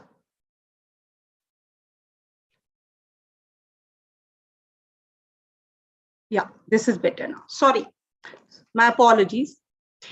Now, when you talk about the food contaminants and their management, we need to understand food. Food itself is a very complex and, it's a very dynamic entity which keeps on changing. For example, let's take this small picture, which is there on the screen. And I see around 73 participants who are logged on. And if I ask any three of you, what do you see? Anybody can answer to this question. What do you see? How do you interpret this picture for me? Anyone? Lavanya, can the part? slice of pizza. Okay, a slice of pizza. Anybody else? Anybody else? What's your take on this?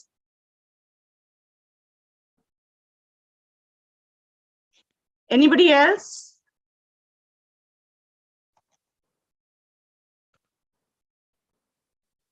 Yeah, a slice of pizza. Anybody else would like to take a take on this? Ma'am, red tray. Red tray. Okay, fine. Anything more? Anything more? Somebody has replied food pyramid. Oh, food pyramid. Okay, inverted food pyramid. Good. So it's Anybody? a slice of bread, some pizza with some topping. Okay, so fine. See, most of us will interpret food in our own way. For example, somebody said a slice of pizza. Fine, great. Somebody said red tray, where it is kept. Somebody could have said the plate is smaller than the slice of the pizza. A person who is health conscious would have said it's a calorie bomb. It's fast food. It's unhealthy, right? So the perception of food changes from person to person. So interpretation of food also changes, in the same manner. So when we look at this particular picture and we move further on this, I think, yeah. So when we look at the food, it is importance for our existence. All of us, all living forms, we depend upon the food, right? And when we look at food, it is the central experience of our life, Yes, it's needed for the nutrition. We need it for the nutrients to give us energy, to be healthy. When we look at the nutrient profile of the food, we want it to be wholesome, means meeting all the demands, all the needs, Dr. Lavanya, if I may request you that please do not make me a co-host because everything is reflecting on my screen when they are entering into the room, Thank you. So when you look at the food, the availability of the food is a very big thing. Security. We will talk about food later. First of all, safe food. First of all, you should have food with you, right? Then comes the safety. And the entire talk, the entire workshop yours is based on a fact that there is no zero risk food. We do not have a food which is zero risk or it is risk-free. So that sets the tone for the lecture. So when we look at the food safety through the years, when you look back, and I was trying to explore, when did the food law came? So there was a law in 1202, Essence of Bread. It was given by King John of England. And the law was to prohibit the adulteration of bread with ground peas or beans. So you can see, we are looking at the 12th century, and yes, it was there. People who are thinking about food safety. Then gradually, Americans, they also made a similar kind of Food Safety Act, and then their Massachusetts Act came up. which was against the selling of the unwholesome provisions. And you can see it came up in 1785. And this is the first US food safety law. And if you see the journey of our own country, India, PFA, the earlier Food Act which we had, it was Prevention of Food Adulteration. It came up in 1951, 1953. And if you go back into the history of our own country, if you see, when we had various princely states, each state had its own food laws, right? So we can't say that the mankind is not aware about safety. We are aware about safety, and we have been finding our own mechanisms to take care of this safety. So when we look into this, there comes the standard definition of food safety. And the most important word in this definition is the food will not cause harm to the consumer when it is prepared or eaten according to its intended use. This definition will fail if we do not use the word intended use. Even salt or sugar, if you take in excess, even water, if you take in excess, they will harm the system, right? So it's very, very important. We need to understand intended use. The minute you move out from this zone of intended use, the food becomes unsafe. The food becomes a contaminant, that component becomes a contaminant, and it affects the human body adversely. The other thing which needs to be noted whenever we look at this definition is that we are looking right from the production till the consumer end. So whenever we look at food safety, it's a very, very complex system, right from the word go, let's say right at the farm till your plate. Therefore, integration of practices is something which is very, very critical if we are looking at the safety of the food. When we look at the definitions, few common terms which are just used of very, very often. Safe food, a product which is free from microbiological, chemical, or physical contaminants. What is food contamination, on which we are going to talk today? We are going to discuss more on this food contamination. Presence of undesirable substances which make the food unfit for consumption. You will very soon see when the slides come up that it is not only the undesirable substances, even the desirable substances in their excess, they become food contaminants, or they end up being food toxicants to us. Now, what is a contaminant? Contaminant can be any agent which is making the food unfit and has a potential to cause harm. So you will find that I'll be using hazard and contaminant word interchangeably in the presentation. And as you all know, we'll be talking about biological, chemical, and physical contaminants which crop up into the food chain, and they pose, not only safety concerns, but also quality concerns. So when we look at the contaminants, they do pose a threat, right? There is a hazard. If they are there, they have the potential to cause a harm. And we always talk about risk. Whenever you talk about hazard, there's always a risk, right? So we can have a hazard with low risk. We can have a hazard with high risk, right? So this is what we are going to interpret in the coming slides, that what are the contaminants which pose a high risk, and some of them are there, but they will not affect the health, right? So on other hand, adulteration is totally different. Adulteration is intentional addition. We people are adding components into the food with economics in mind to make more money, right? So we are replacing the components, or we are adding low quality components, right? So adulteration. And when you look at this is a most common slide everybody would have seen. Whenever we look at food safety, this pops up somewhere or else. So we have biological hazards, right? And the focus is more on microbiological. Why? We'll see.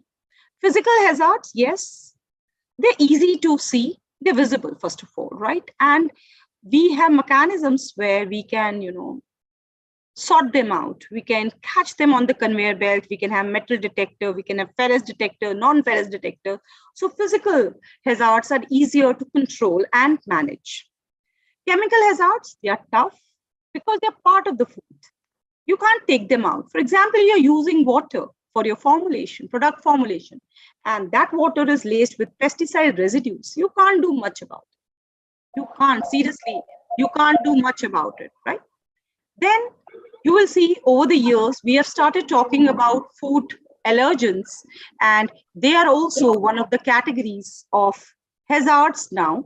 And if you see the latest labeling guidelines which have come up, you have to mention the allergens on the food labels, the labeling and display guidelines, right? So when we look at the contaminants, definitely they are coming into the food, and like I told you right at the beginning, they can come to the raw material, they can come to the water.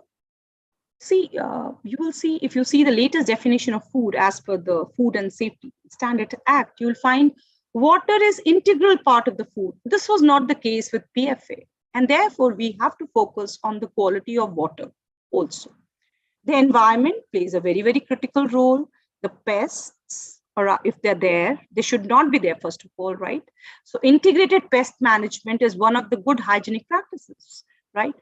People who are manufacturing food, who are packaging food, who are transferring food, distributing food, right? Or at the end, consuming food, they are very, very important, right? We ourselves can act as a source of contamination. The packaging material, the kind of packaging material which is being used, it can also lead to leaching or the movement of plastics into the food product if it is a low-grade plastic. And since we are talking about the packaging material, I hope there'll be somebody who will talk about the food-grade plastics. If you actually scot around and find out the definition of food-grade plastic, you will not find a definition, right? Most of the time, we are just interchanging the food-grade plastic with the virgin plastic, right? So there are various sources of contamination through which these contaminants, they come into this. I will not be focusing much on the physical hazards. I'll be focusing more on chemical and biological because they're there and they're tough to tackle. So when we look at the chemical hazard, it can be any chemical contaminant or naturally occurring substance, which will cause harm to human health when present over the recommended level.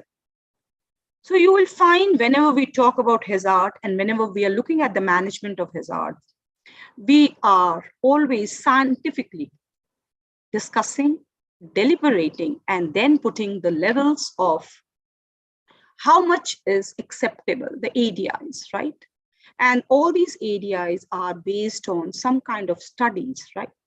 So whenever you take anything beyond the recommended level, it will end as a toxicant in the body. So when we look at the chemical contaminants, they can be naturally occurring. They can be the ones which are intentionally added. And yes, we do have some which are unintentionally added, means they are coming from the environment. We don't know, but they're there. They're coming through the air. They are coming from the water. They're coming through the soil, right? So when we look at the contamination in the food processing and the production areas, the first and the foremost thing is the raw material which comes to you. So when you're working in a plant, you will find that most of the plants, they have their own certified vendors. The processor or the producer will give specifications and all the vendors are supposed to meet those specifications. The kind of processing aids which are being used, you'll find this definition is part of the new act, processing aids. The quality of air, the layout of your plant is very, very important, right? If there is lots of, air activity, right? So you should place devices in place, right? Maybe HEPA filters, or the design should be like that we do not move, that the air is just not coming into the main area sections. Packaging. Wherever you're doing the reworking of your food product, equipments, cleaning, you will soon see that cleaning agents are one of the most important food contaminant, most important class of food contaminant which is present, right? You can't ignore the supply chain because there are chances that the contaminants will come during the transportation, during the distribution. Storage, the warehouse where you're storing them, that is important. Again, whenever you look at the transport, most of the time, at least let's look at our own country, the kind of weather. Even today when I'm talking to you, we are in March, but the weather is something like May or June, right? So when you look at this kind of a thing, when you see the temperatures, right? So they play a havoc, especially not with the chemical contaminants, but with the biological contaminants, right? So cross-contamination is bound to happen, and we need to understand the complete cycle, and we need to put our checks, because you can't check at each and every step. So we need to focus on the critical control points so that we are able to reduce the level of contamination. So when we look at the environmental influences, when you look around, and you will find that we have people, we have, let's say, persons who are impacted by the environment, knowing, unknowing. For example, people who are eating fish, they do not know how much of heavy metal is coming with the fish, right? And you will soon see that some of the fish, they are, thriving on the dinoflagellates, right? They eat algae also. And those algae or dinoflagellates, they have some kind of toxins in them. And ultimately, it leads to bioaccumulation, and it comes to the people who eat those fishes. Same is the case with the animal foods, like let's see the milk or the meat. So kind of the feed, the kind of feed the animal takes, the kind of, let's say, the medicine, when the veterinary drugs which are given to the animal, they will all come down as residues into the product. The water, right?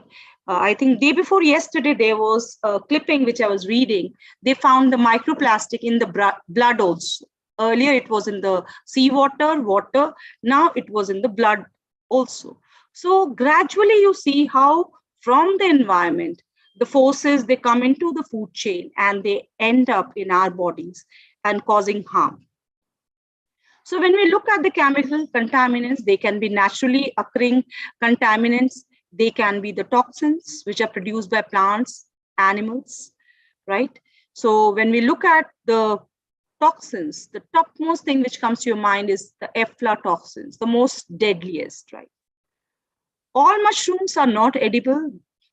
Many mushrooms are associated with the toxins, and then even the fish, the scrombotoxins which are there in the fish, these all are naturally there, right? So when you see the management practices, you'll find that we need to really work on the aspect of, feed, storage part, right? And where that fish is coming from, the aquaculture practices. Then are the ones which are intentionally added. Yes, we can't do away with the chemicals. They are being added to the food and they are part of the regulation, all the food additives.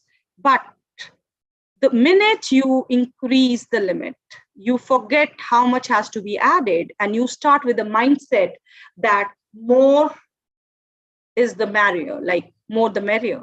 That is not going to happen. In fact, you are changing the role of that food additive to that of a food toxicant. Then unintentionally added, yes, they were always mentioned earlier, but now, especially in the wake of COVID-19 pandemic, this is something which we really seriously need to look into. I totally agree that we need to sanitize the surface, but how much is the residue which is left behind? That needs to be seen. Food allergens, I told you, gradually in last 1 decade and last 5 years in India, we are talking more and more about the food allergens. Now, threat is always there when your enemy is invisible. So be it be the chemicals, be it be the microbes, they're invisible. So when we talk about chemical contaminants, they can be the pesticide residues, veterinary drug residues, non-permissible additives, sometimes for cost cutting. This is very, very common in case of food colors, right? Because the natural food colors or the certified food colors are very expensive. So people start using non-permissible food additives. Then excess of permissible food additives. I will be sharing a very common example with you. Most of you would have, come across it, like MSG, Ajinomoto. Everybody eats the Indian Chinese food. Whenever you go to any street side vendor, right, they're simply adding Ajinomoto with the help of spoon. For them, it is for the flavor. They do not understand the excess of Ajinomoto is harmful, right? So this is the commonest abuse, Ajinomoto, MSG, which is happening. And all of us, majority of us would have eaten, excess of Ajinomoto in a Chinese food. It's no longer Chinese, it's Indian Chinese, right? Adulteries and cleaning chemicals, which I have already highlighted. So when we look at the intentionally added, so they are there to maintain the food freshness or to enhance the flavor, aroma, and color. Sometimes we are also adding anti-caking agents. So direct additives, they can be various types of preservatives, nitrates, sodium benzoate, sulfiting agents. And people who are working in this area, you all would have come across that we are gradually shifting to biopreservatives. There is a swing. We need to use less and less of chemical preservatives and more of chemical or more of biological, right, in biopreservatives. Nutritional additives, yes, they are needed, but you'll always find two schools of thought. Some people will say we should not be taking the supplements because the body does not absorb so much of them and they are just like a placebo, right? On the other hand side, you will find people always saying that please add supplements to your diet, right? So there is always two schools of thoughts which are working. Color additives, yes, that has to be done because as you all know, we eat first with our eyes, then later on we take it into our mouth. So color additives, they are used, right? And now also, whether it's flavor industry, whether it is color industry, more and more natural, right? Natural rather than synthetic, but they're very costly. So that is another issue which needs to be looked at a larger. Indirect food additives. We are using so many adhesives so that the machines are well lubricated, they run smoothly. So those additives, they get into the food. So whenever you use additives, they should be food grade additives. Polymers, yes, the packaging material, right? If the polymers are not well studied, they will be leaching into the food. So polymers, yes, unknowingly, knowingly, yes. And a very common example of this, all of us, majority of us who are here, we are into, ordering food from outside, piping hot food comes to you in polythenes. We open and we pour them and we eat. Has anybody done a study on those polythene bags? We are actually paying for the food which is laced with polymers, right? And we always tell the gentleman that please bring hot food, right? Hot food means till the journey from the preparation to your house, there has been a leaching time in between. The food might be unsafe. Unintentionally added, they're there. But you, as a consumer, we can't do much. The pesticide residues, fungicides, herbicide, fertilizers, and antibiotics. Rampant use. So if you want food safety, right, you want safe food, so you need to change certain laws which are pertaining to the use of these chemicals, right? And especially if you look at Punjab now, it was once upon a time, such a fertile land, and now majority of areas are full of salinity. Salt has come up due to the rampant use of, fertilizers there. Growth hormones, you will find many many people working on growth hormones. Oxytocin is a very common practice. The animal is injected prior to milking, and that comes. Growth hormones, if you look, there are various studies on fruits and vegetables where people are injecting growth hormones, right? And it is done. It is being done. You can't say it's not there. It's there. So what food we are eating, we are actually not clear what is going along with that food inside our body. Cleaning agents, up till now, they were only acids and caustics because they were part of the CIP cleaning or they were used. But now, when I talk to you, due to Corona, sanitizers, various types of sanitizers are being offered, they are being used. So we are yet to see their impact. I will just like to mention a very simple study, which you can Google and find out later on.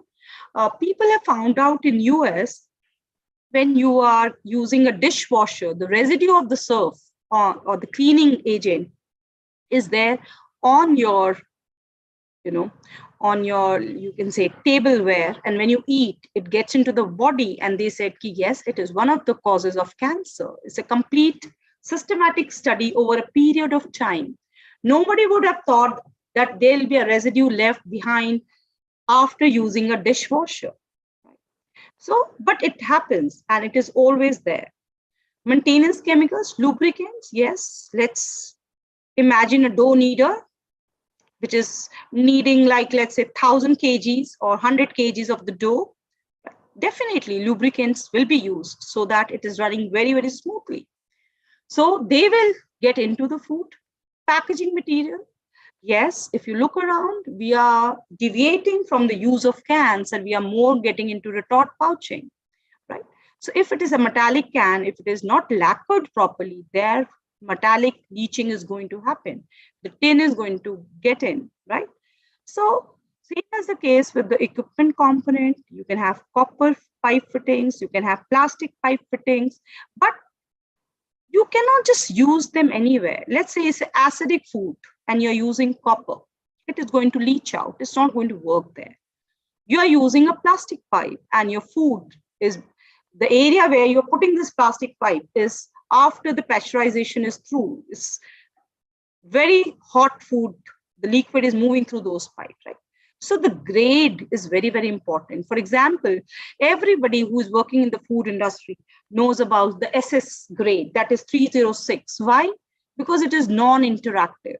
Whether it is your work table, whether you are making an equipment out of it, whether it is your vat, it has to be from a steel which is having 306 number. Now, when you look at these chemical contaminants, why should I be talking about them?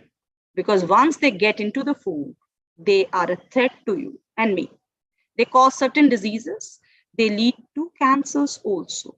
So if you look at aluminium and arsenic, right? Although selenium is the most, you can say it's the most toxic of the metals, but aluminium, if you look around, you will find hindolium. Most of the utensils, earlier they were brass, then we shifted to hindolium. People are using hindolium. And yes, apart from that, we are using steel also. So aluminium is coming through that. It leads to lots of cancer. Arsenic comes usually from the water. So you can see all types of cancers are listed, even Alzheimer's, right? That is because these are the ones which are more or less affecting the neurological, the neurons, right? The synapses, they go and they cut down those, you can say the nerve impulses which are moving. So neurological diseases. Now disinfection byproducts, trihalomethanes and dichloroacetic acids. These are used for disinfecting, and you can see they lead to blood cancer, they lead to colon cancers, fluoride, skeletal fluorosis. If you Google, you will find in Orissa, there are villages where most of the population, in fact, the entire population of that village is having distorted limbs, that is due to fluoride. Lead, yes. Even you'll be surprised that lead is associated with high blood pressure. There are studies which have shown this kind of a link between lead. And can anybody tell me in last 3 years what FSSAI has done? Okay, last 3 years, last 5 years, I'll say. What FSSAI has done to cut down the lead in the food? Anyone? I hope my question is clear to one and all. Ma'am, they have banned Maggi. No. Anything else? Lead. How our regulatory body has cut down the presence of lead in the food? Anyone? I'll be really glad to hear that. Do we have students as well as faculty here? Is it Dr. Lavanya? Is it a mixed crowd we have here? Yeah, ma'am, it is a mixture. Okay, okay. Anyone? Okay, no issues at all. You must have seen that there was a regulation which was passed that we can't use newspapers for food. Why? Because the printing of the newspaper is with the lead. So this was a very common practice. Even if you travel, you'll find at the railway station earlier or towns, you were getting all your bhajiyas, all your samosas in pieces of newspaper. And if you recall, newspapers were used to make, package lifafas for food, right? So lead, the printing ink. Therefore, now FSSAI has given us strict guidelines that newspapers cannot be used as a packaging material, right? So that is for the lead. Nitrate, pesticide residues. Yes, we do say that DDT is not being used, should not be used, is banned in India, but you do find the residues because this organochloride lingers so much longer in the environment. And if you see malathion, which is being used, all these pesticide residues, they are associated with the cancer. If you look into the cancer graph in India, it is rising so very high. It's not only the world diabetic city, like country, you will see, if you see the cancer, you will see that the cancer is on the rise. And if somebody knows, there is a train which goes from Punjab, place, you have to tell me, it goes to Rajasthan. It's known as a cancer train because people from Punjab, they go to Rajasthan for the treatment because that is a cheaper treatment. The name of the train itself is a cancer train, because people who are being treated for cancer, they go up and down this train, right? So all these things which are written are actually happening around us. And thank God that we are fortunate that we are not facing them, right? But people around us are definitely doing it. Radon, when you look at sulfates, radon is it's a radioactive particles, and when they're taken in, they lead to lung cancer. The kind of quality of air which we have in the metros, especially Delhi or any other metro, it is alarming. Definitely in the long run, it will be associated with the cancer. Patches on the Indian lungs are very, very common. The doctors are not alarmed at all. But if a doctor outside India sees those patches, they are really alarmed because those patches should not be there on the lungs, right? So when we look at these chemical hazards, how can we control them? It's not being aware that they're there. We need to tackle them and we need to cut down their amount or the quantity. So prior to recept, since we are all food people and we are talking in terms of food, so when you take the raw material, there should be clear-cut guidelines given to the vendor that I will only accept this much. And this is actually the norm. This is actually the norm, right? So upon receipt, once it comes to the, let's say, the reception dock or the reception area, the certificates are there, right? The analytical certificates are there. How much are the limits? How much are the limits which are permitted? Right?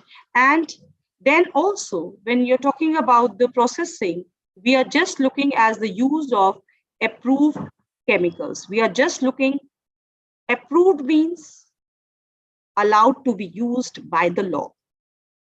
Their quantity, and their quality is mentioned, is there, it is mentioned, right? Now, when we look at all the chemical hazards, right? So good manufacturing practices, no doubt. Good agriculture practices, HACCP, I'll be taking a little bit of it when I talk about the microbiological hazards with you. We need to identify the raw material, ingredients, packaging material. Sometimes we are so focused only on the raw material quality, right? We do not bother to spend time on the packaging material. But now, when you look at the law, we have clear-cut guidelines for the type of packaging material which is being used. And like I told you, you cannot have safe food if the environment is not safe. So it's not only about the air, water, where it is being made, right? The plant or the workshop, or let's say wherever it is being made, shop, those kind of facilities. You have to give proper facilities to the workers. You have to have right sources. I have been involved in so many studies on the street food, and we keep talking about the safety of street foods. The best thing will be to put all the street hawkers at one place where there is a water supply. You will find they carry water from home, right? So small change, giving them a good quality water, will take care of so much of concerns, safety concerns, right? So we need to look into the facilities. Dustbins are there, but they are not being cleared. So that is another issue which we see across. Just placing a dustbin will not help. Regular cleaning and regular removal of the material from that dustbin is equally important. Last but not the least is the air training program. We need to be trained. We need to be constantly told that this is good for us, or we have to have good practices. So this is something which needs to be done. And even today, when we're looking at this workshop, what I am saying is something very, very basic. I am just running a recap for you so that each one of us goes back a little bit more aware, right? You're already aware. It's just like a wake-up call, I'm not telling you something which is exceptionally tough or something exceptionally new, right? So training programs are very, very important when we talk in terms of food safety and when we want to control the food contaminants.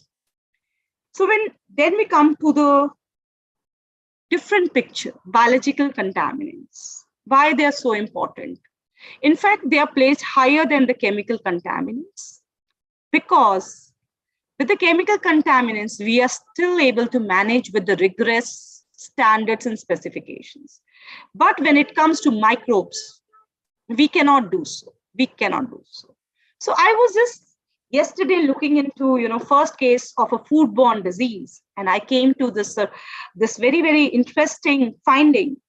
So up till now, I also used to think that Alexander the Great was poisoned. This is how he died. But very recently, in fact, in 1998, University of Maryland, USA, they did a study. This was a very interesting study between the medical team and the historians which were there. And after seeing the kind of symptoms which are mentioned in the history, they came to the conclusion, they came to a very scientific conclusion that he died due to typhoid fever, Salmonella typhi. He was suffering from typhoid. Earlier, there was this thing, he was poisoned, right? But he died due to, so history is also, changed at times, and you'll be surprised. This paper is published as a mysterious death, and it is in the June issue of New England Journal of Medicine. I don't know how many of you like history, but although I am a microbiologist, but I love history. And if you go back and if you look at the Alexander's death, you will find somewhere written that his body remained as such for 7 days. Now, the doctors have related it to typhoid. Why? Because there are certain toxins which are being produced during the typhoid fever, which lead to paralysis of the body. So now the doctors, they are saying, actually Alexander died after 7 days. He was paralyzed, and people were not understanding that he was paralyzed, and they assumed him dead 7 days prior. And therefore, it is recorded in the history that his body did not putrefy, which is very, very surprising. And now you have, so Salmonella typhi, small tiny bug, has, brought down the person who conquered the entire world, you see. So this is why we need to think more about microbes, because they're invisible, but they're omnipresent, and they're too many in number. They're too many in number, and they're much more smarter. So when we look at these classes, this is something very, very familiar to everyone: bacteria, yeast, protozoans, molds, viruses. We also look at macrobiological contaminants which come into the food, and more or less somewhere we definitely come across them. Worms, because they're visible. These are the ones which are visible. Flies, mosquitoes, weevils, red weevils in your rice, caterpillars in your cauliflower, cockroaches everywhere, if it's not a clean environment or it's not a hygienic thing. And if you look at the cockroach, there's a variety of German cockroach. We call it, it's a black colored cockroach called as German cockroach. It comes through the sewage, right? So presence of black cockroaches means the contamination is coming, like, the safety threat is much higher, because these cockroaches are coming right from the sewer into your, kitchen or any other area, right? So contaminants, when we look, this is a slide which I came across. I know there's too much of material, but quickly, if I can highlight for you, is you can see it's not only the bacteria, it's not other microorganisms, but we do have protozoans. You can see, and when you see the emerging pathogens of concern, you will find Cyclospora and Cryptosporidium coming up, right? And they are related to brain fever, brain meningitis. And the worst part of protozoan disease is that their cysts, they go and lodge themselves into your brain tissue. And brain is one organ where the surgery is very, very tricky. So once, if you have a kind of infection by Cyclospora or Cryptosporidium, you're supposed to take medicine throughout your life to keep those cysts under check, right? You can have worms, trematodes, cystodes, nematodes. They come through meat. Most of the time you will see they are coming through meat. They are also coming through water. Some of them, they are also coming through soil, right? So all the sports person, and when the kids are young, we tell them that deworming is compulsory, right? Because most of these worms are coming through the eggs or the cyst, they're coming through the soil, right? So my only aim of showing you this slide was that you look at it, they're coming through fruits and veggies, they're coming through your fish, they are coming through your meat, they are coming through the milk, right? So you can't say that any food group has been kept out. And water is part and parcel of majority of foods. If it is not being added, but it is definitely used in the pre-processing steps, washing, right? So biological contaminants are a bigger threat to capture and to take care. Now, when we look at this particular threat, most of the foodborne diseases are due to the biological hazards. Yes, we do have poisonings. We have diseases which are due to the chemicals, right? Like cancer, I was telling you. But most of the diseases which are coming through the chemical contaminants, they take time, right? The cancer will come at a later age because bioaccumulation is happening inside your body. But biological hazards, you fall sick within 72 hours, within 24 hours of consuming that contaminated food. Most of us, in fact, 99% people who are sitting right now or attending this lecture would had an upset stomach or gastroenteritis. So we simply say gastroenteritis because we have never gone into the depth to understand that gastroenteritis is caused by which kind of microorganism or which bacteria.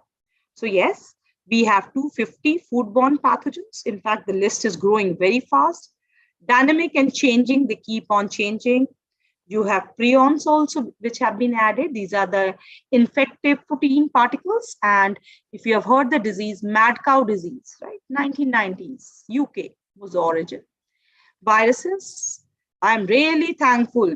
I at times as a microbiologist, when I sit and think, I'm more than glad that the coronavirus does not come from the surfaces or does not come from the food, right? Imagine if that was happening, how we would have controlled this particular virus. Now, why among all these groups, we only focus on bacteria more? Why? Because bacteria, they proliferate. The rate of growth is so very high that within few hours, you will have millions and trillions of those cells. So a cell which was not visible, and if you see that particular cell after 12 to 10 hours, let's say maybe on a conveyor belt, right? If you're not clean the conveyor belt by one batch, right, you will find they have grown in such a big number. This is why you will find most of the people who are in the field of safety focused more on microbial growth, that to bacterial pathogens, right? Because their ability to grow is something which challenges the safety concerns, right? So when we look at these microorganisms, you will find WHO keeps on giving the mantra, the WHO guidelines that keep the hot food hot and the cold food cold, right? The danger zone, 5 to 60, right? So when you look at these particular areas, 5 to 60, they proliferate, they divide, they multiply, right? So as a thumb rule, we take the temperature higher than 60 degrees so that they're denatured. Some of them are killed. Whereas in some case, we keep the cold food cold. You will find the two most common methods of preservation are use of heat or removal of heat, either refrigeration, freezing, chilling, or heating, right? Maybe pasteurization, frying, right? Evaporation, condensation. So we use heat or we reduce the temperature to keep these microbes under control. So if you want safe food, keep the food away. Keep it above 60 or keep it below 5. As simple as that. So when you look at the data of these contaminants, how they figure out, how they cause the disease, you will be surprised that the majority of food outbreaks, if you see the data which has been given by WHO and FAO, you will find that the 52% are due to the bacteria, 12% are due to the chemicals, the chemical hazards, and bacteria are not the viruses, the food viruses, enteric viruses, we call them, and the most known family is noroviruses. They were earlier known as Norwalk viruses, but now they are known as noroviruses. They are second, 35%. Then you have parasites, maybe the protozoans or the worms, they also figure. So when you look at the food epidemics, how they unfold, right? So this was a study, compiled by at Berlin, right? So you can see, may I request you to mute yourself? Thank you. So when you look at the causative agents in food epidemics, various types of causative agents are there. But the topmost which come, if you see, Salmonella species, majority Salmonella, right? It can be Typhimurium, it can be Salmonella enteritis. Please note that Salmonella typhi and paratyphi, they do not come through food. Typhoid is not through the food, but the most important ones which are coming through the food are Salmonella enteritis. This is in the infant formulas, and rest is Salmonella typhimurium. Then you can see S. aureus, right? Shigella, Campylobacter, viruses, mushrooms, surprisingly, right? Then the worms, right? Trichinol thing. This is known as the kind of a worm which is found in the pork, right? So this is there. Then when you look at the sources of the foodborne diseases, many sources, yes, microbes are no doubt one, but we allow them to get into the food and proliferate and grow, right? And that leads to issues.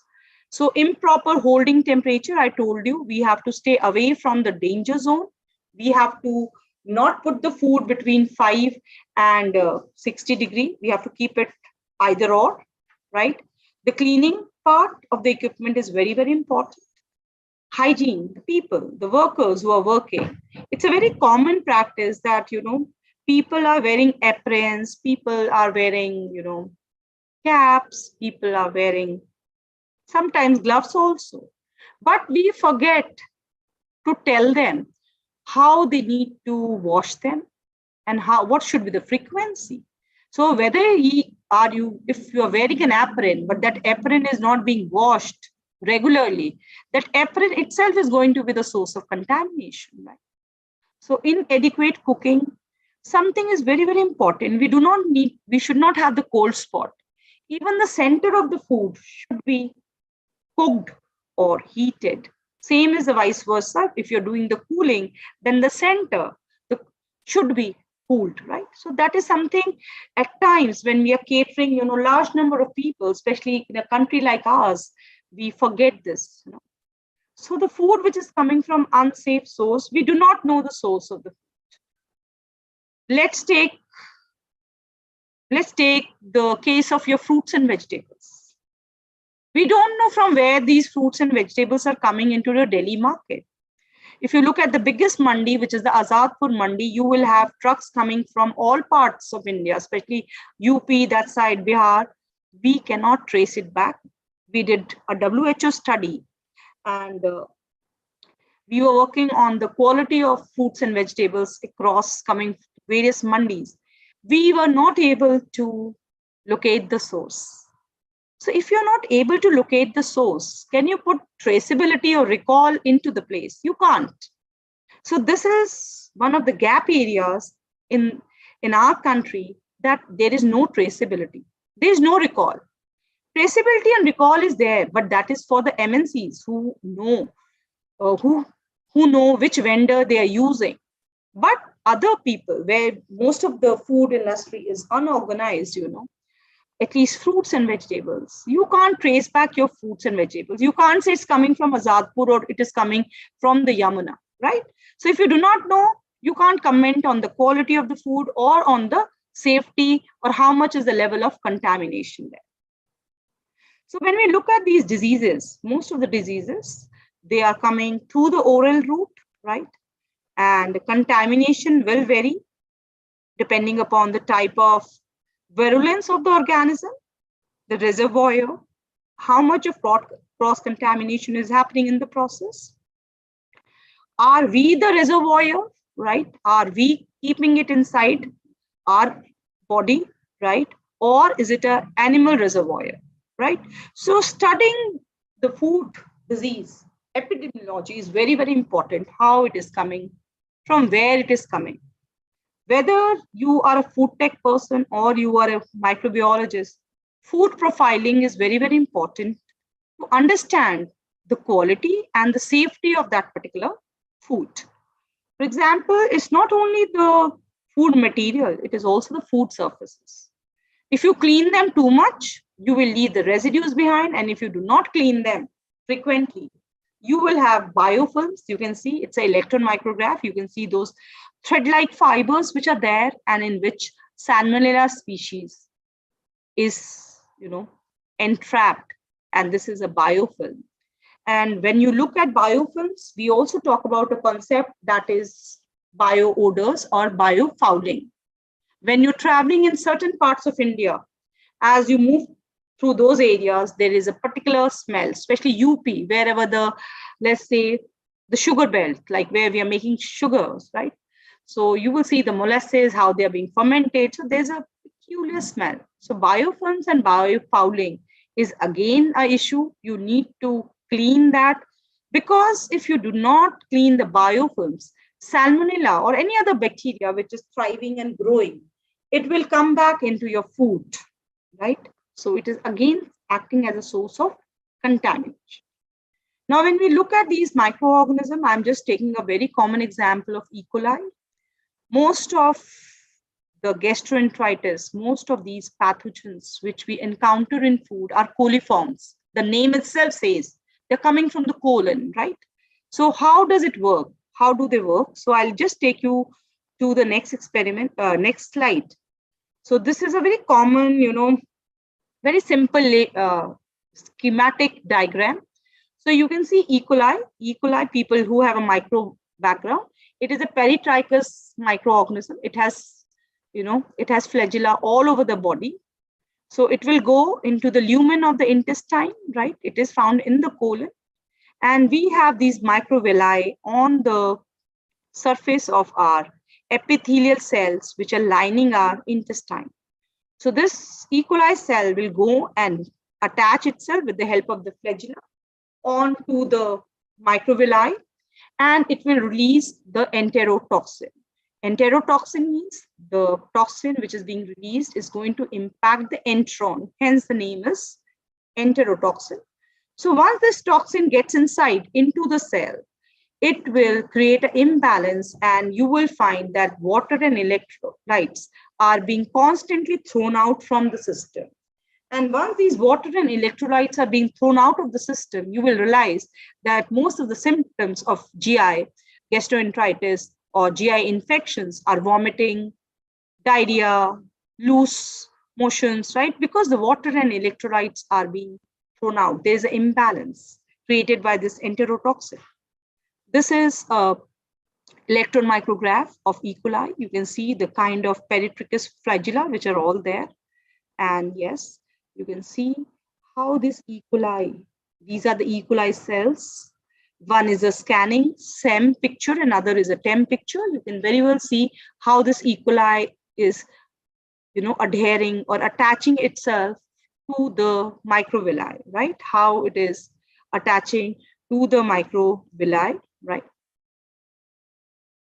So, yes, you can see the biological hazards, they are a threat because they lead to discomfort, they lead to diseases. And if you look at a larger picture in terms of food industry, it means that we are losing the mandates. People who are not well, they will not come to work in the plant, right? So there are losses. It's like it's not the human impact, it is also on the economics, which the impact is there. Food allergens, like I told you, they have come into the picture from last few years. We never used to hear the word celiac, I've been teaching for 23 years, 24 years, in fact. Celiac was no term I had heard. Yes, I had heard about lactose intolerance, but now we know about, celiac, we know about so many other, kind of allergies which are there.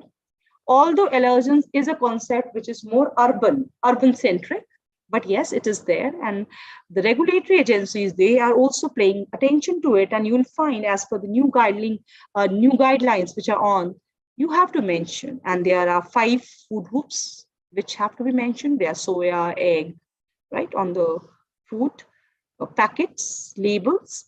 And if you look at the current scenario, general population, 2.5% of the Indian population is allergic to food.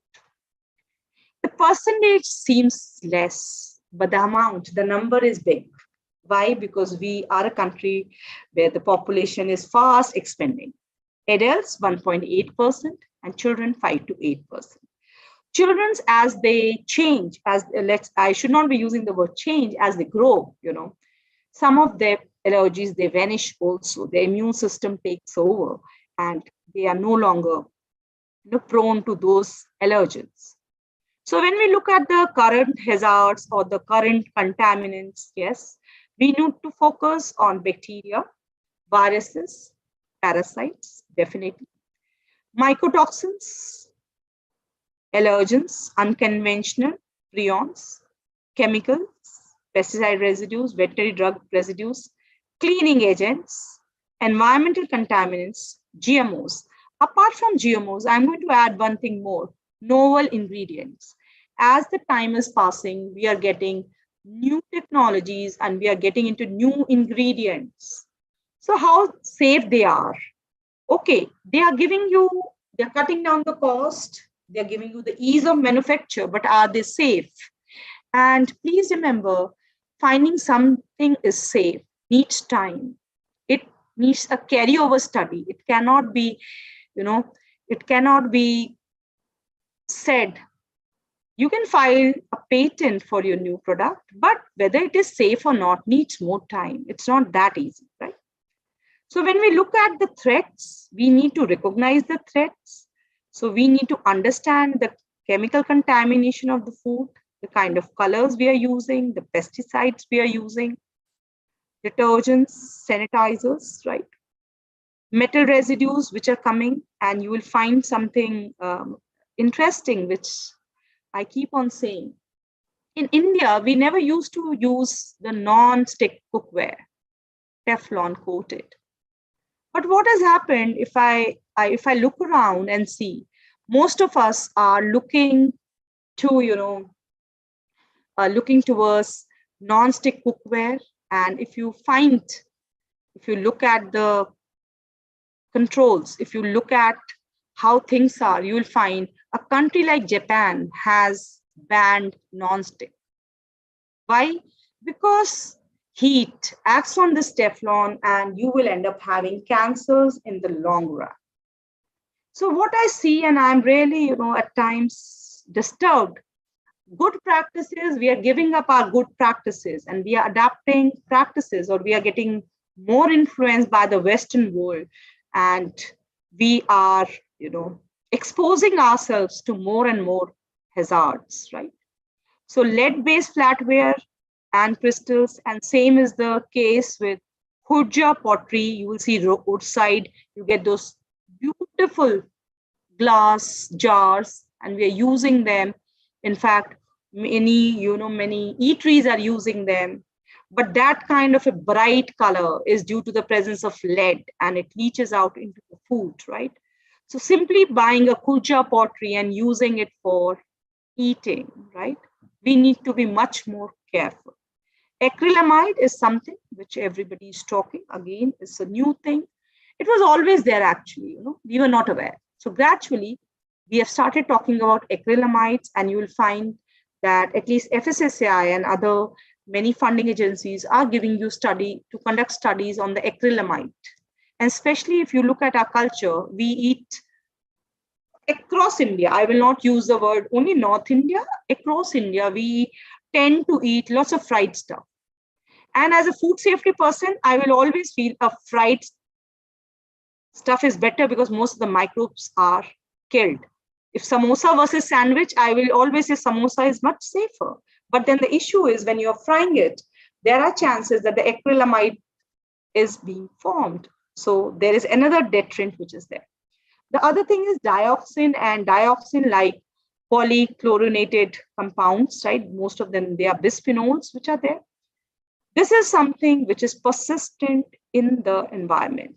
Now, somebody can ask me, it comes from where? People just look back and recall the kind of meters we had at homes earlier. There were no MCs. There were glass, cream color, few boxes, right? In which you used to put the fuse wires, right? Cream. So those, they go into the environment and they do not degrade. They persist, right? So dioxins and PCB are a big environmental contaminant, which is there. So when you look into all these things, yeah.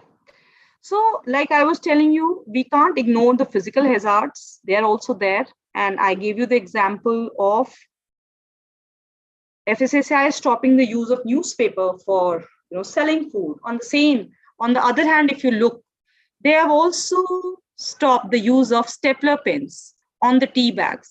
Are you aware of that regulation? Anyone? You can't. Yes, you can't. Yeah. So thanks. So you can't use the stapler pin on your tea bags because at times those stapler pins were getting into the beverage which you were drinking, right? So now you will find it is usually stick-on, and these are edible glues by which the thread is being attached to your tea bag.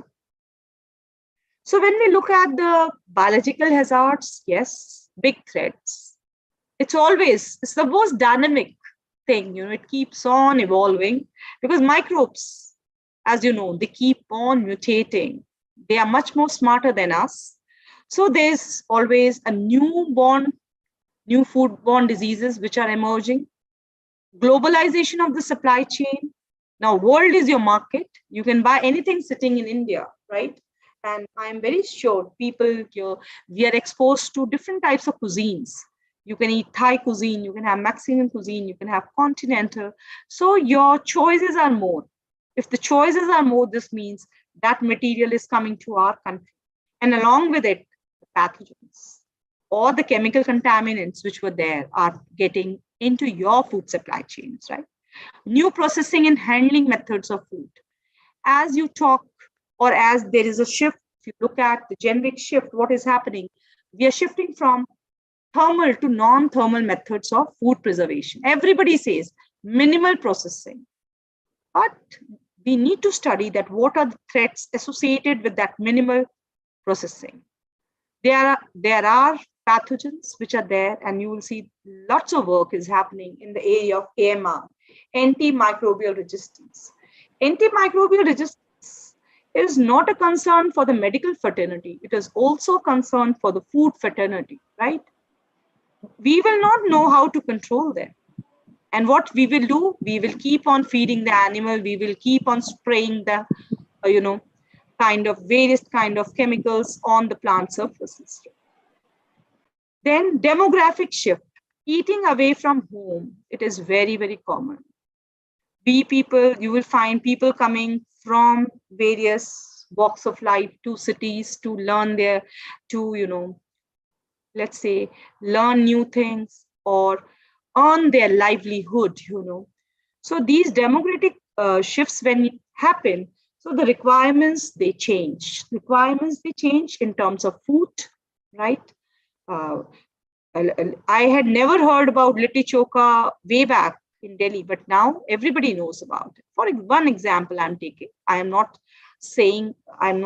talking about one community, I'm just giving you one example. Momos, everywhere, sold everywhere, right? So once the populations are shifting, susceptibility also changes. Like, for example, in a country like ours, now we are saying that the longevity, the people are going to live longer, right? So once people, they start living longer, the food requirements are different, very, very different for the old population as compared to the young population. Changes in lifestyle. We all order food. Some do on a regular basis, some do at a lesser frequency, but yes, we do so. So the more you get a food from outside and you do not know from where it is coming, more is the threat. Therefore, anything which is cooked in your kitchen is the safest because you know what you have used, right? How you have used, what quality was it, right? So when we look at the pathogens, I think I have already covered Cyclospora and Cryptosporidium. They are with the brain illness, which are there. And the other thing which I would like to highlight on this particular slide is 0157H7. E. coli, most of us, we have E. coli. It's a common commensal, but this is one strain of E. coli, which is very, very deadly, leads to the complete failure of the organs. And yes, this came into the picture by a real-time episode in USA. And there's a book, Toxin, written by Robin Cook on this particular microorganism. Then I told you about Norwalk-like viruses. Earlier, it was only Norwalk was the place where they were discovered first. But now it's a huge group, and they're known as noroviruses. Swine flu, H1N1. Coronavirus is not related to food, right? Although if you see, there were few studies which they said it came through the salmon fish, from the frozen fish, and again that information was withdrawn. Now, yes, hazards are there, be it be chemical, be it be microbiological. chemical hazards or chemical contaminants we can manage more effectively. Because if we set the standards and the specifications and we rigorously implement them, right, there are chances that we are able to control these the chemical hazards, right? But when it comes to the microbiological hazards, we cannot have the same system in place.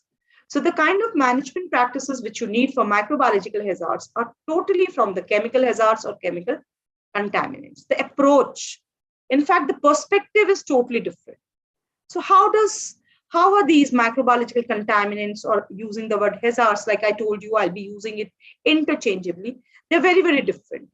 First of all, you need to identify the hazard. Unfortunately, that is not the case in our country. You pick up any clipping, you will say, many people, 100 people have fallen sick after eating at a party or at a prasad, from like any kind of a prasad which is being distributed, right? Nobody till date says which microorganism, right? So this is something which we are missing out in India, at least. Now, please try to understand, not every microbe is harmful. So we have to be very, very careful in our selection that how much is the risk. You cannot be panicky at everything. You can't say there is a risk. No doubt there is a risk, but let's focus on the high risk. High risk means a high impact. There are chances that several people will fall sick, right? So that kind of a risk-based approach is needed, right? We need to understand how much is a risk and how much is a hazard, right? But why we have to be alarmed? Because even low concentration of microorganisms, they are capable of causing the disease, right? They will cause the disease, fine. And if you do not have good hygienic practices or good cleaning modules with you, if you do not have SOPs, the chances are there that you will be struggling more with the microbiological hazards, right? I have always said, and I will keep saying it, we need an integrated approach to food safety. You can't work in isolation if you want safety, especially food safety. We need to look at the entire chain, right from the farm to the consumer. You and me are included. And therefore, we use the word food safety management systems. If you have a system, you need to manage it so that it works efficiently. It gives you the right results, right? So when we look at the tools, the various food safety tools, prerequisites are good manufacturing practices, good hygienic practices. If you are not having a hygienic environment, can you have safe food? That is my question. You can't, right? So prerequisite means, how is the environment? For example, the water quality is bad, let's say. There was a big issue about the Coca-Cola once, if you remember, lots of pesticide residue. So if your raw material is contaminated, can you have a good quality product? No, you can't, right? So prerequisite means looking at the basic requirements. Means equipments, they should be made up of SS, stainless steel, the environment, the light, right? The kind of tiling of the walls, coving of the areas, right?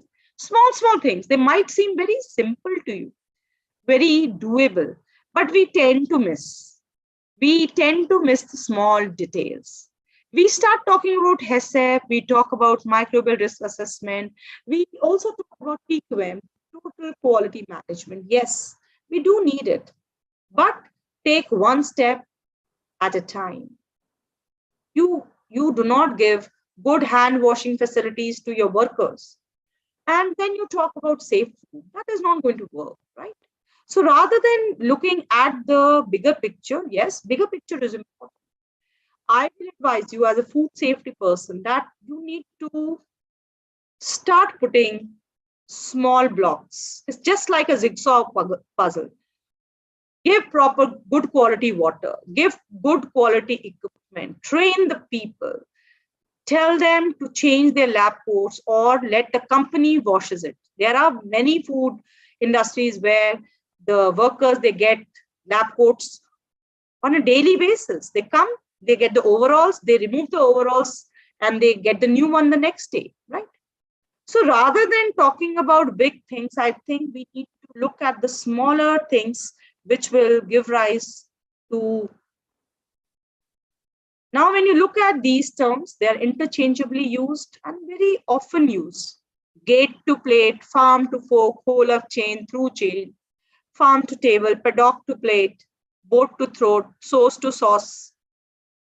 Interesting terms, very interesting terms, yes, but doing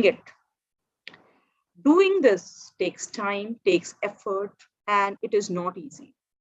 It's not easy in a country like ours. So the first step is understanding it, because if you understand it well, implementation will always be easier, right? So the approach, yes, it is cumbersome. It will take some time.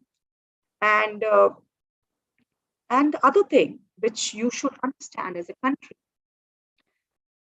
the lack of education. I can talk about microbes to you. I can talk about Listeria to you, Salmonella to you. I was just talking about E. coli 0157H7. Nobody understands that at the ground level, right? So the education has to be tailor-made. The trainings have to be different at different levels. And therefore, you will find when we are doing the trainings at FSSAI, we have for the FOSTEC trainings at different levels, advanced levels and basic levels. Similar kind of trainings are needed. Now, when you look at a glance, this is something I got from an article by Jesse Chow. A very interesting picture they are given, a photograph. So we need a monetary system also, monitoring, surveillance, which is missing. When you are monitoring, you have to not only monitor the food which is going out, you need to monitor the food which is coming in and also the food in the domestic markets. Most of the time, we are so gung-ho about the exports, right? Because yes, our GDP comes from that, no doubt. We forget about the domestic markets. So the rules and regulations should be as stringent as we have for the exports, right? As well as for the domestic markets. Now coming to imports, you will find most of the countries, most of the developed countries, I must say, they use developing countries as a dumping ground. There was a Choco Pie, still people are having the Choco Pie, the red color Choco Pie box. It was sold in the Indian market, right? And suddenly somebody got the analysis done and they said it has lard, it has beef lard. It was recalled. Chocolates. Last 8 years or 10 years, everybody has started giving chocolates on Diwali.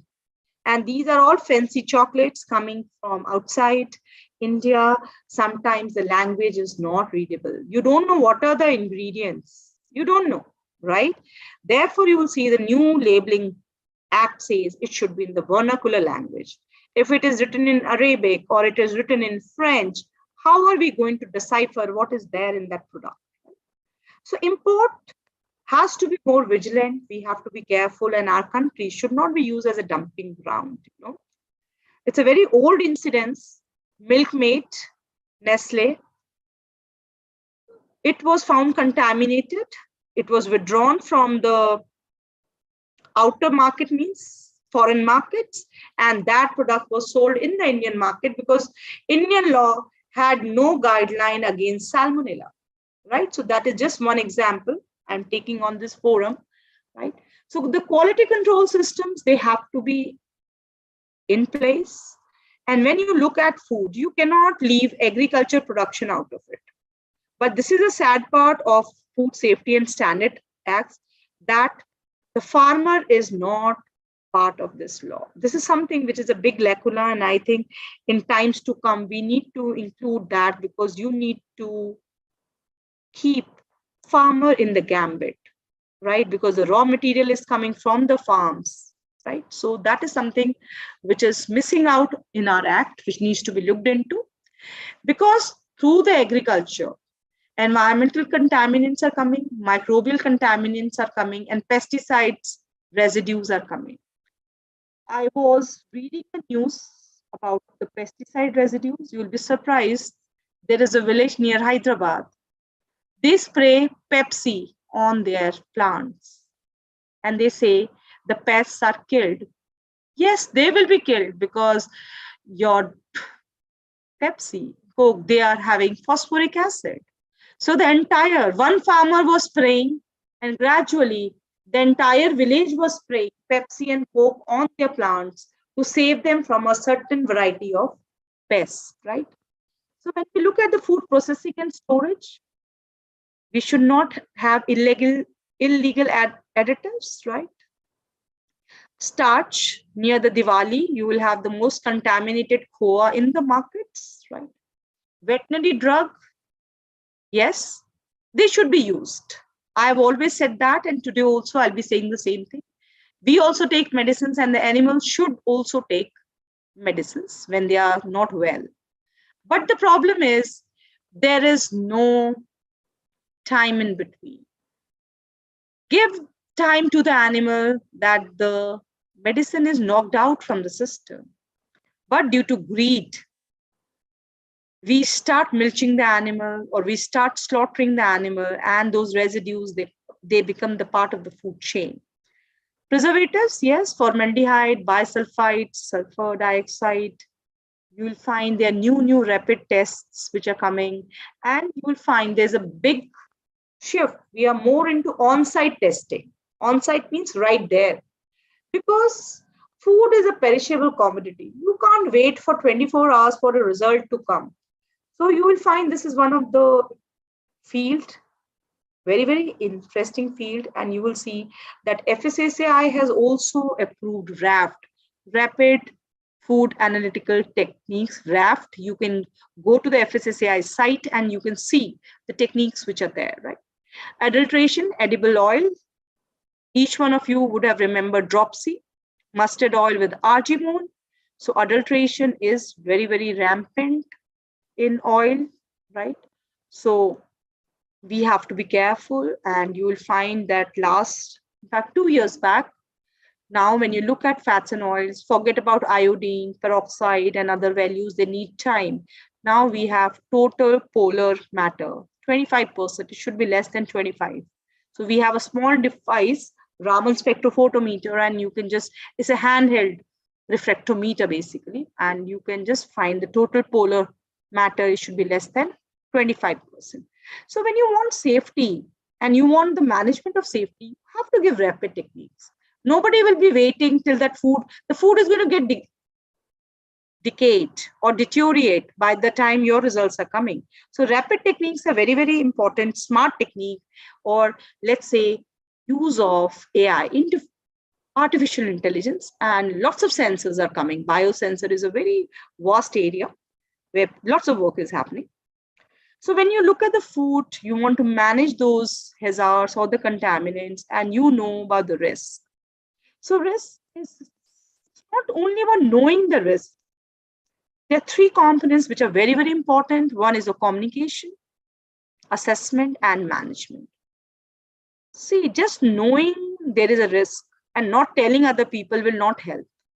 Because if you're not knowing what is a risk, you can't manage the risk. And once you manage the risk, you will understand, is it manageable or not? A very common example, melamine in China, right? Infant, it was there in the infant formula. Many children, they lost their life also.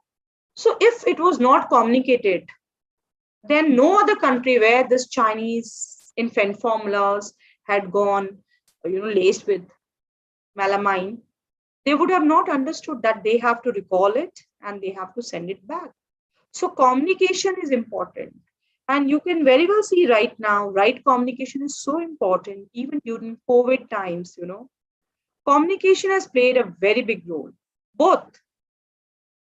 Miscommunication has played a fear, creating a kind of fear.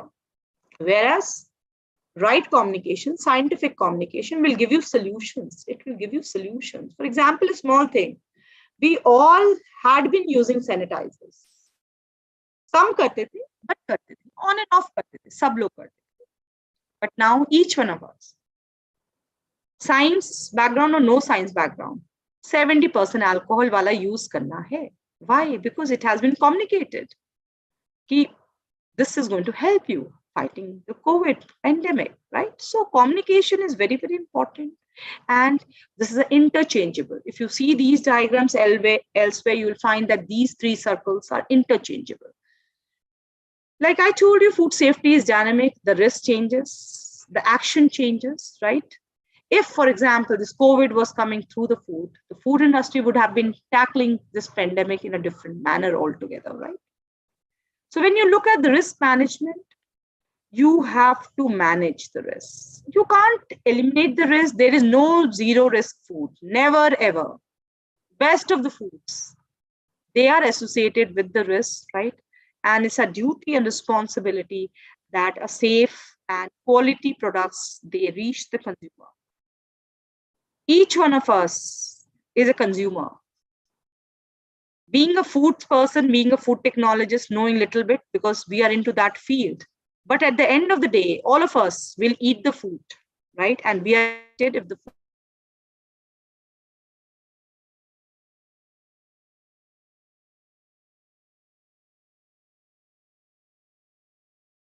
I'm just at the fag end of my lecture right now. So when you look at the risks which are there, risks are there. Every food comes with a risk. Even eating salt comes with a risk. You eat more salt, you're prone. If you do not cover your food, the risk has increased. You boiled your milk and you forgot it outside. You never kept back after cooling into the refrigerator. There is risk, right? You had a frozen pack of peas, suffle peas, and you just left it out and you went to work. You were in a hurry, great hurry. It's a risk, right? So small practices, our day-to-day practices, they are interlinked with the safety, right? And we need to manage the safety. We need to bring it to the minimum, right? So we should not be always thinking preventive. Let's prevent it. No, that will take so much of resources, right? So we need to be more into a preventive approach. Like from day one, we should know how we have to do rather than reactive. We should not react. Melamine is there. Now you're recalling the food. Too late. Some people would have eaten, right? Same was the case with the dropsy. We lost people because they had consumed that mustard oil, right? So we have to be very, very careful with what we are doing, and we need to plan. We need to understand if it happens, how we are going to manage this. And then when you need to talk about managing, all stakeholders are a party to it, and government is a facilitator. Government is definitely there, right? But government is not the only thing.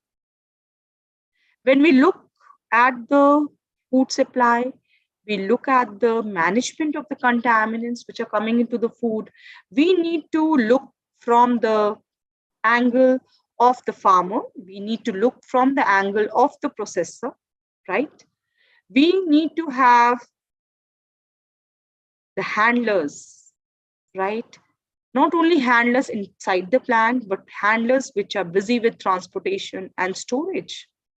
Our driver, who is driving the truck, if the temperature is not coming, let's say it's a cold chain, he's taking ice cream from one place to another. The driver should be sensitized that this kind of a deviation from the temperature will be detrimental to the product safety and quality. He needs to be trained, right? Food retail establishment.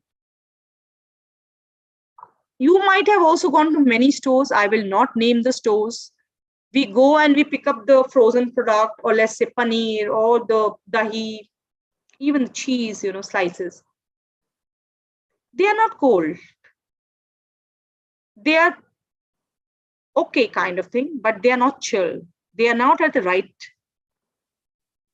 temperature. So when I ask them why it is not chilled or why it is not, madam, something is not working, or maybe there is an electricity cutoff, right? So these kind of things, small things.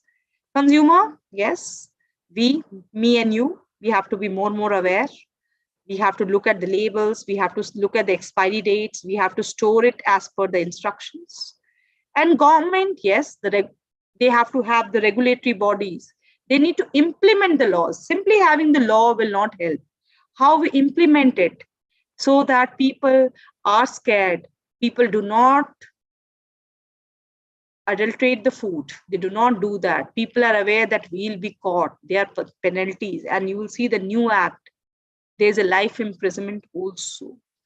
There are lakhs and lakhs of fines which are there now. So government, yes, government has to protect the consumers, because the government will only give the assurance that this food is suitable for human consumption. You will find a new logo which has come, a square box with a black cross, that this food is not for human consumption. Can you tell me the changes in the logos, recent changes in the logos? Anyone? There has been change in the logos on the food. Anyone?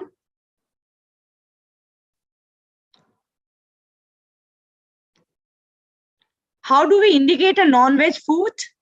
Anyone? How do we? Ma'am, initially the non-veg food product was in brown color, that square box and the dot was in brown color, but later it got changed to red color.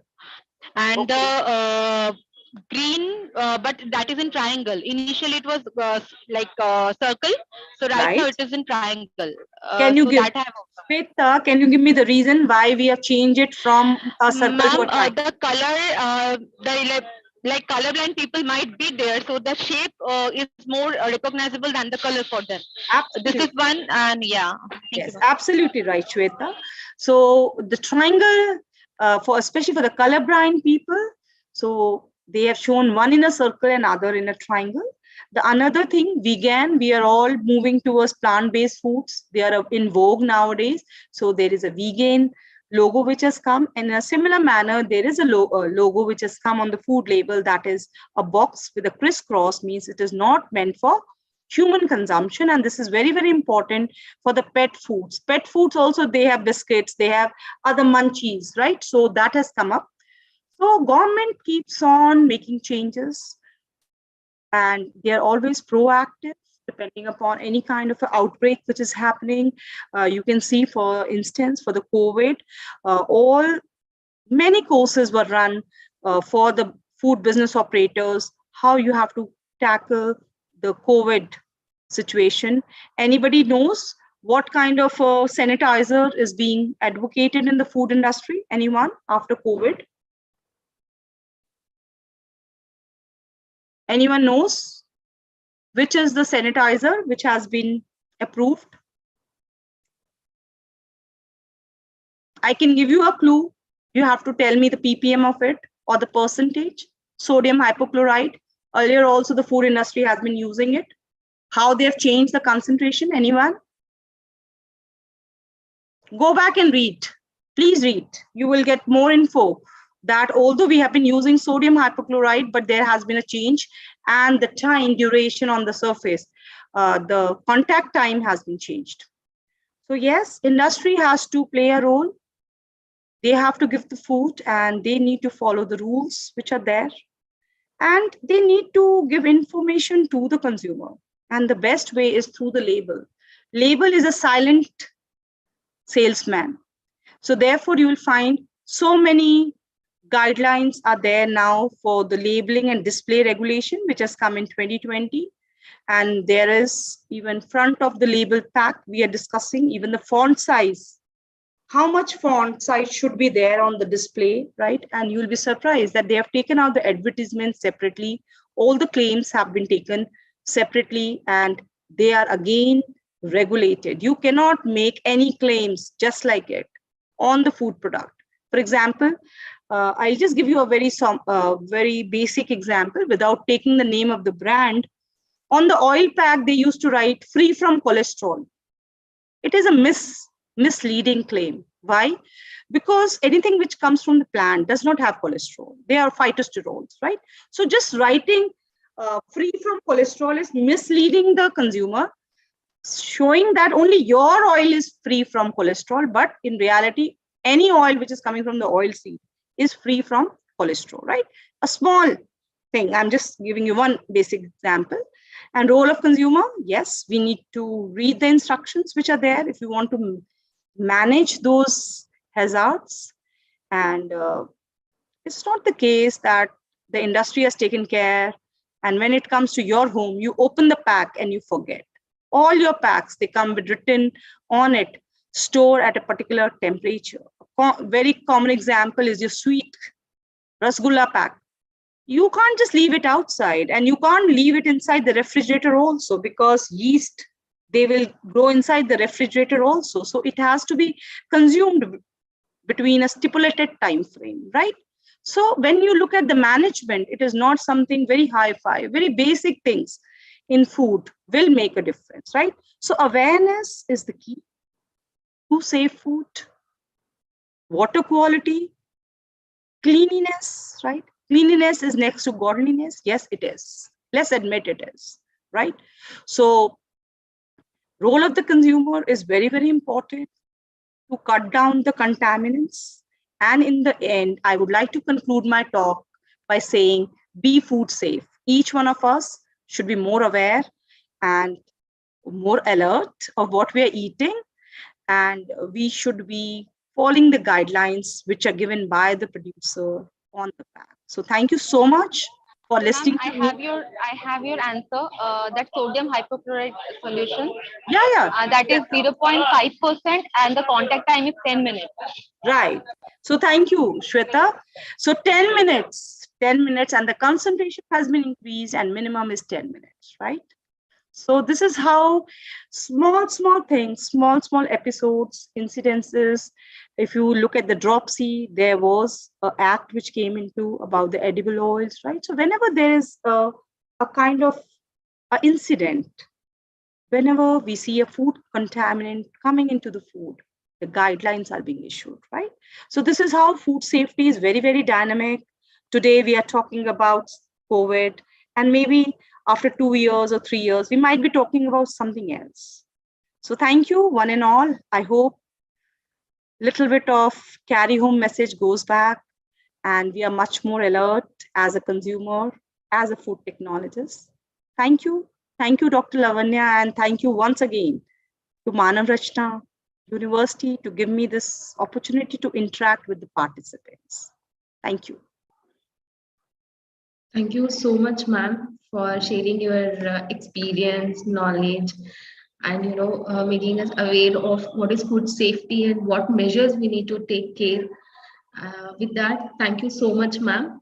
And participants, if you have any questions, you can ask us. Yes. Any questions, any doubts you have, or any kind of a reading material you need, probably later on also, it can be shared with you, right? Ma'am, having one question regarding the sanitizer part only. Yeah. Ma'am, mostly what we have seen during nowadays, people are sanitizing their hand with Dettol and all the gel kind of sanitizer, and they're immediately eating with the hand only. So, Right. ma'am, how is it safe? Because we have to give a minimal time of the dry off of the sanitization. Absolutely. So, ma'am, can you please give some light on this matter? Yes. Shweta, whenever we are using a sanitizer, there is a method of using the sanitizer, right? So most of the time, most of us, we are putting the sanitizer and we are doing it like this, right? So first thing, it should not be like this. It should be in between the fingers also. It's always in, if you see the WHO guidelines, even for hand washing, there are certain, guidelines. So when you wash the hands, you're supposed to wash till here, right? So hand washing is not only the hands, it's till here, right? Same is the case with the sanitizers. When you're using the sanitizers, you have to leave them for stipulated time frame to dry, right? And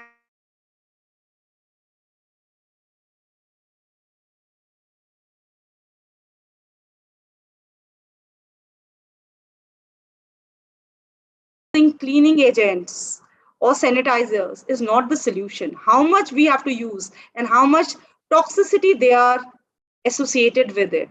That has to be seen. And there is a group of people who are working on this, Shweta. So very soon you will see something coming out on this. How much should be the drying time and how much is the residue left on the hands, right?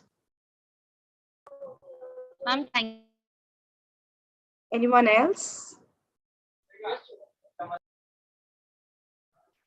So all the best to you for a nice workshop. Continue learning.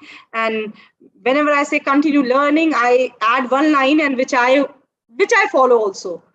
Unlearn and learn, because everything is very, very dynamic in food. So sometimes we get new thoughts, new ideas. So unlearning is important so that there is always a room for new learning.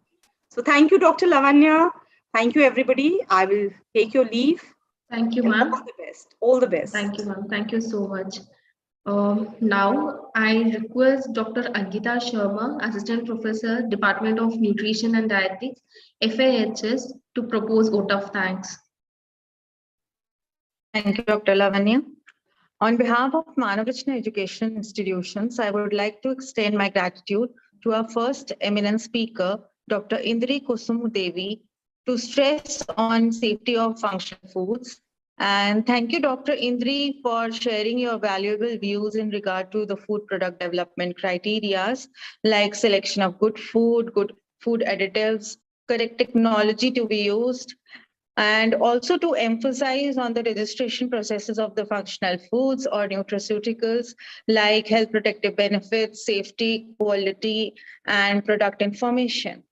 It's also it is followed by our second eminent speaker, whom I want to thank, Dr. Shalini Sehgal, to talk about the food contaminants and its management. It was a very informative talk, ma'am, and I thank you for letting us know about different types of food contaminants, what were the reason behind it, importance of safe food. Also, we got to know how integrated approach is important for food safety. Thank you for letting us also know about the risk management along with the risk analysis and many, practical things you gave us to know about, like we in our day-to-day lives, we are using sanitizer, so how to use it and in what quantity and all. It was actually a very informative talk. Thank you so much, ma'am, for sparing your time and joining us. I would like to give my special thanks to Dr. Sanjay Srivastava, sir, our Honorable VC, Pro Vice Chancellor, sir, Dr. G.L. Khanna, Dean FAHS, Dr. Rizvi, MRIARS, for the constant support and for being a driving force for all of us. I would like to thank our organizing team to put their efforts to make this conference a successful event. And I would also like to thank all the participants of the conference who were all here to participate in the same. Thank you for day one, and thank you all. Over to you, Dr. Lavanya. Thank you, Dr. Ankita and Lavanya. I will like to take my leave now. Thank you so much for your kind words. Good afternoon. Bye-bye. Bye-bye. With this, we will end today's session. And thank you all for your presence here. And tomorrow we will meet again at 8:50 a.m. in the same platform. Thank you so much.